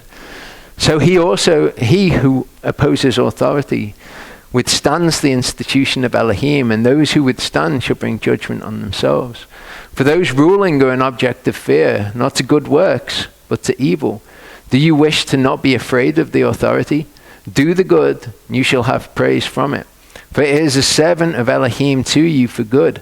But if you do evil, be afraid, for it does not bear the sword in vain. For it is a servant of Elohim, a revenger to execute wrath on him who practices evil. Look before it, good governments, bad governments given to people who are good in Yehovah's eyes, evil in Yehovah's eyes, and he apportions it all, and he's just in the things that he does. Therefore, it is necessary to be subject, not only because of wrath, but also because of the conscience. For because of this, you also pay taxes, for they are servants of Elohim, attending continually to these duties. So he's put them in these positions, and he's had it so that they take taxes, and we are to pay taxes to these authorities. Render therefore to all what is due to them. Tax to whom tax is due. Tax to whom tax is due. Toll to whom toll. Fear to whom fear. Respect to whom respect. Owe no one any matter except to love one another. Okay, I'll just cover that. Owe no one any matter. When people think, should I take out this loan or whatever it is that then owing someone something? Well, in our manner of speaking, it is to owe someone something. But you don't owe them anything. If you have a loan and the agreement is that you will pay back £500 a month on your loan, okay, you don't owe them anything until you owe them that £500, and then you owe them that £500 and you pay them that £500. This word owe isn't to do with lending and borrowing, it's to do with the debt being exacted. Talking about Yehovah judging our hearts and things, this is something which has come up in the lives of me and Charlie recently. Okay, we have a requirement to pay tax. Now that we receive money, tax must be paid on money, and we've considered this and we've spoken to each other about it, and obviously came to the decision, okay, so tax is owed. And throughout that entire process, Elohim was judging our hearts. As it turns out, there's tax threshold. There's an amount of money that you have to be making before you start having to pay tax. We don't meet that tax threshold. So it actually turned out to be a complete non-issue. My point being, though, throughout that entire process, Elohim was judging our heart. He was judging our response to the things that he had said in his word. Luke 16:10-12 would be relevant within that. He who is trustworthy in what is least is trustworthy also in much. And I've spoken to a number of people online who will say things like, I will not pay tax. Taxes are paid to governments that are unjust, who do unjust things with the money. I will not pay tax to the US government because they fund Planned Parenthood, and I will not be involved in the abortion of babies. And all these things which sound great. They sound like, wow, maybe that's a righteous thing. They've deceived themselves in their hearts to not go after what the actual truth of the matter is. Okay, Elohim's word says pay taxes to them. It doesn't matter whether you agree with what they're doing with the money. What they do with the money, that's up to them. You know, if they're going to do something unrighteous with that money, then that's going to rest on their shoulders. What rests on your shoulders is the duty to pay the tax, or the toll to whom it's due, or whatever. And if you're trustworthy in what is least, then Yehovah knows that you'll also be trustworthy in much. When it comes to him giving you the riches of the kingdom, he knows that you will be trustworthy in that, because when he gave you a little tiny bit, he saw how you dealt with that. Did you deal with it in accordance with righteousness and what is right and wrong? He who is unrighteous in what is least is unrighteous also in much. He knows your heart, that in that moment, when he sees what you do, and you might say, oh, it's just a tiny little thing. But he knows in that moment, he says, look, I know how they dealt with this tiny thing. I know how they're going to deal with the much bigger things. I don't have to examine them anymore. If they're unrighteous in what is least, they'll be unrighteous in much also. If therefore you have not been trustworthy in the unrighteous mammon, who shall entrust to you the true riches, the true things of value? And if you have not been trustworthy in what is another man's, who shall give you what is your own? He says, those taxes are another man's. Give them to that other man. And if you can't be trusted to do that, how do I know that you can be trustworthy in any more? In fact, what he says is, I know that you can't. If you're unrighteous in what is least, you'll be unrighteous also in much. Luke 18:20-24 says, and this is the one, isn't it, that everyone will bring up. Okay. The rich young ruler. You know the commands. Do not commit adultery. Do not murder. Do not steal. Do not bear false witness. Respect your father and your mother. And he said, all these I've watched over from my youth. I've done all of these things. Not a problem to me. Well, that's what you do to inherit eternal life. I'm right there. Hearing this, Yeshua said to him, yet one you lack. Sell all that you have and distribute to the poor, and you shall have treasure in heaven. And come, follow me. So what does he say to him? He sees his situation. He's the rich young ruler. He's rich. He says, look, you've done all the commands. That's great. One thing you're lacking, though. I'm going to tell you now, sell everything that you have, and then you can come and follow me. But when he heard this, he became intensely sad, for he was extremely rich. And when Yeshua saw that he had become intensely sad, he said, how hard is it for those who have riches to enter into the kingdom of Elohim? And the problem is, all of the things that we've looked at in the rest of Scripture, Yeshua is not talking about these things out of the context of the rest of Scripture. Doing things for the love of money, serving mammon over Elohim, preferring mammon over Elohim. So he says to him, go and sell all that you've got and give it to the poor. And he's not prepared to do it. He was extremely sad when he realized that that was what Yeshua would require of him, for him to follow him. This is not an exhortation to all of us to sell everything that we've got and give it all to the poor. Okay, that would be against all of the rest of the scriptures that we've seen. Verse 11 says, be on guard lest you forget Yehovah your Elohim by not cherishing his commands and his justices and his laws which I command you today, lest you eat and have been satisfied and do build lovely houses and shall dwell in them, and your herds and your flocks be increased, and your silver and your gold are increased, and all that you have is increased. that your heart then becomes lifted up and you've forgotten Yehovah, your Elohim. What does it say? If riches increase, do not trust in them. Who is bringing you out of the land of Mitzrayim, from the house of bondage. Proverbs 30:8-9 says, remove falsehood and a lying word far from me. Give me neither poverty nor riches. Feed me my portion of bread. Lest I become satisfied and deny you and say, who is Yehovah? This is what he's warning them about. And lest I be poor and steal and seize the name of my Elohim. He says, look, I'd rather just have exactly what I need, because then I know that I'm not going to forget about Yehovah and think that I've created all this wealth for myself. And I'm also not going to be in such dire straits that I need to go against the commandments of Yehovah. And it's very interesting that he describes this as seizing hold of the name of his Elohim. Who led you through that great and awesome wilderness, fiery serpents and scorpions in thirst. When there was no water, who was bringing water for you out of the flinty rock? Who was causing you to eat manna in the wilderness, which your fathers did not know, in order to humble you and to try you, to do you good in the end? You have said in your heart, my power and the strength of my hand have made for me all of this wealth. But you shall remember Yehovah your Elohim, for it is he who gives you power to get wealth in order to establish his covenant. You see how he extrapolates on that throughout the rest of his word. The problem is trusting in those things. And it has been, if you utterly forget, it's the word forget twice, if you forget Yehovah your Elohim and have followed other gods and served them and bowed yourself to them, I have warned you this day that you shall certainly perish. Like the nations which Yehovah is destroying before you, so you are to perish, because you obey not the voice of Yehovah your Elohim.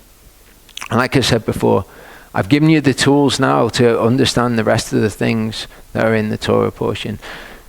I'm not going to go through and point out exactly the same things that I've already pointed out, but sometimes it's necessary for us to understand the much greater scriptural context in order to understand the very simple piece of scripture that we have when we come to read it. So I'm not going to bore you by reading it, but I very much recommend you read Deuteronomy 9, 10, and 11. Shall we pray?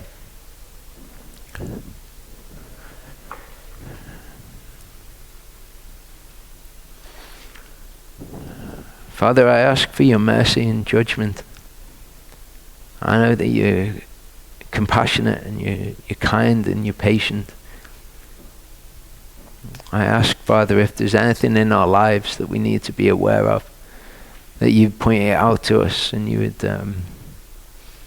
help us not to be hard to those things, to appreciate them as your chastisement, to turn from anything that's wrong. We all want to make it to the kingdom, Father. And I pray that you'd help us to do that. I know that you've chosen those who make it before the foundation of the world. I pray that a part of that is you showing those people and them responding to the truth. Show me, Father, if there's anything that is displeasing before you in my life. Don't let me go astray. Don't let me end up as the wicked and be cast out of your kingdom. I desire to eat with you in your kingdom. I desire to be close to you.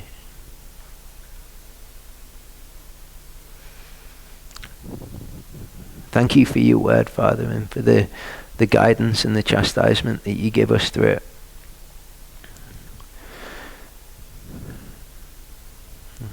Pray, Father, particularly for encouragement for Jeff as he tries to walk out what it is that you're guiding him in at the moment. I just pray that you'd draw near to him, because he earnestly desires to draw near to you.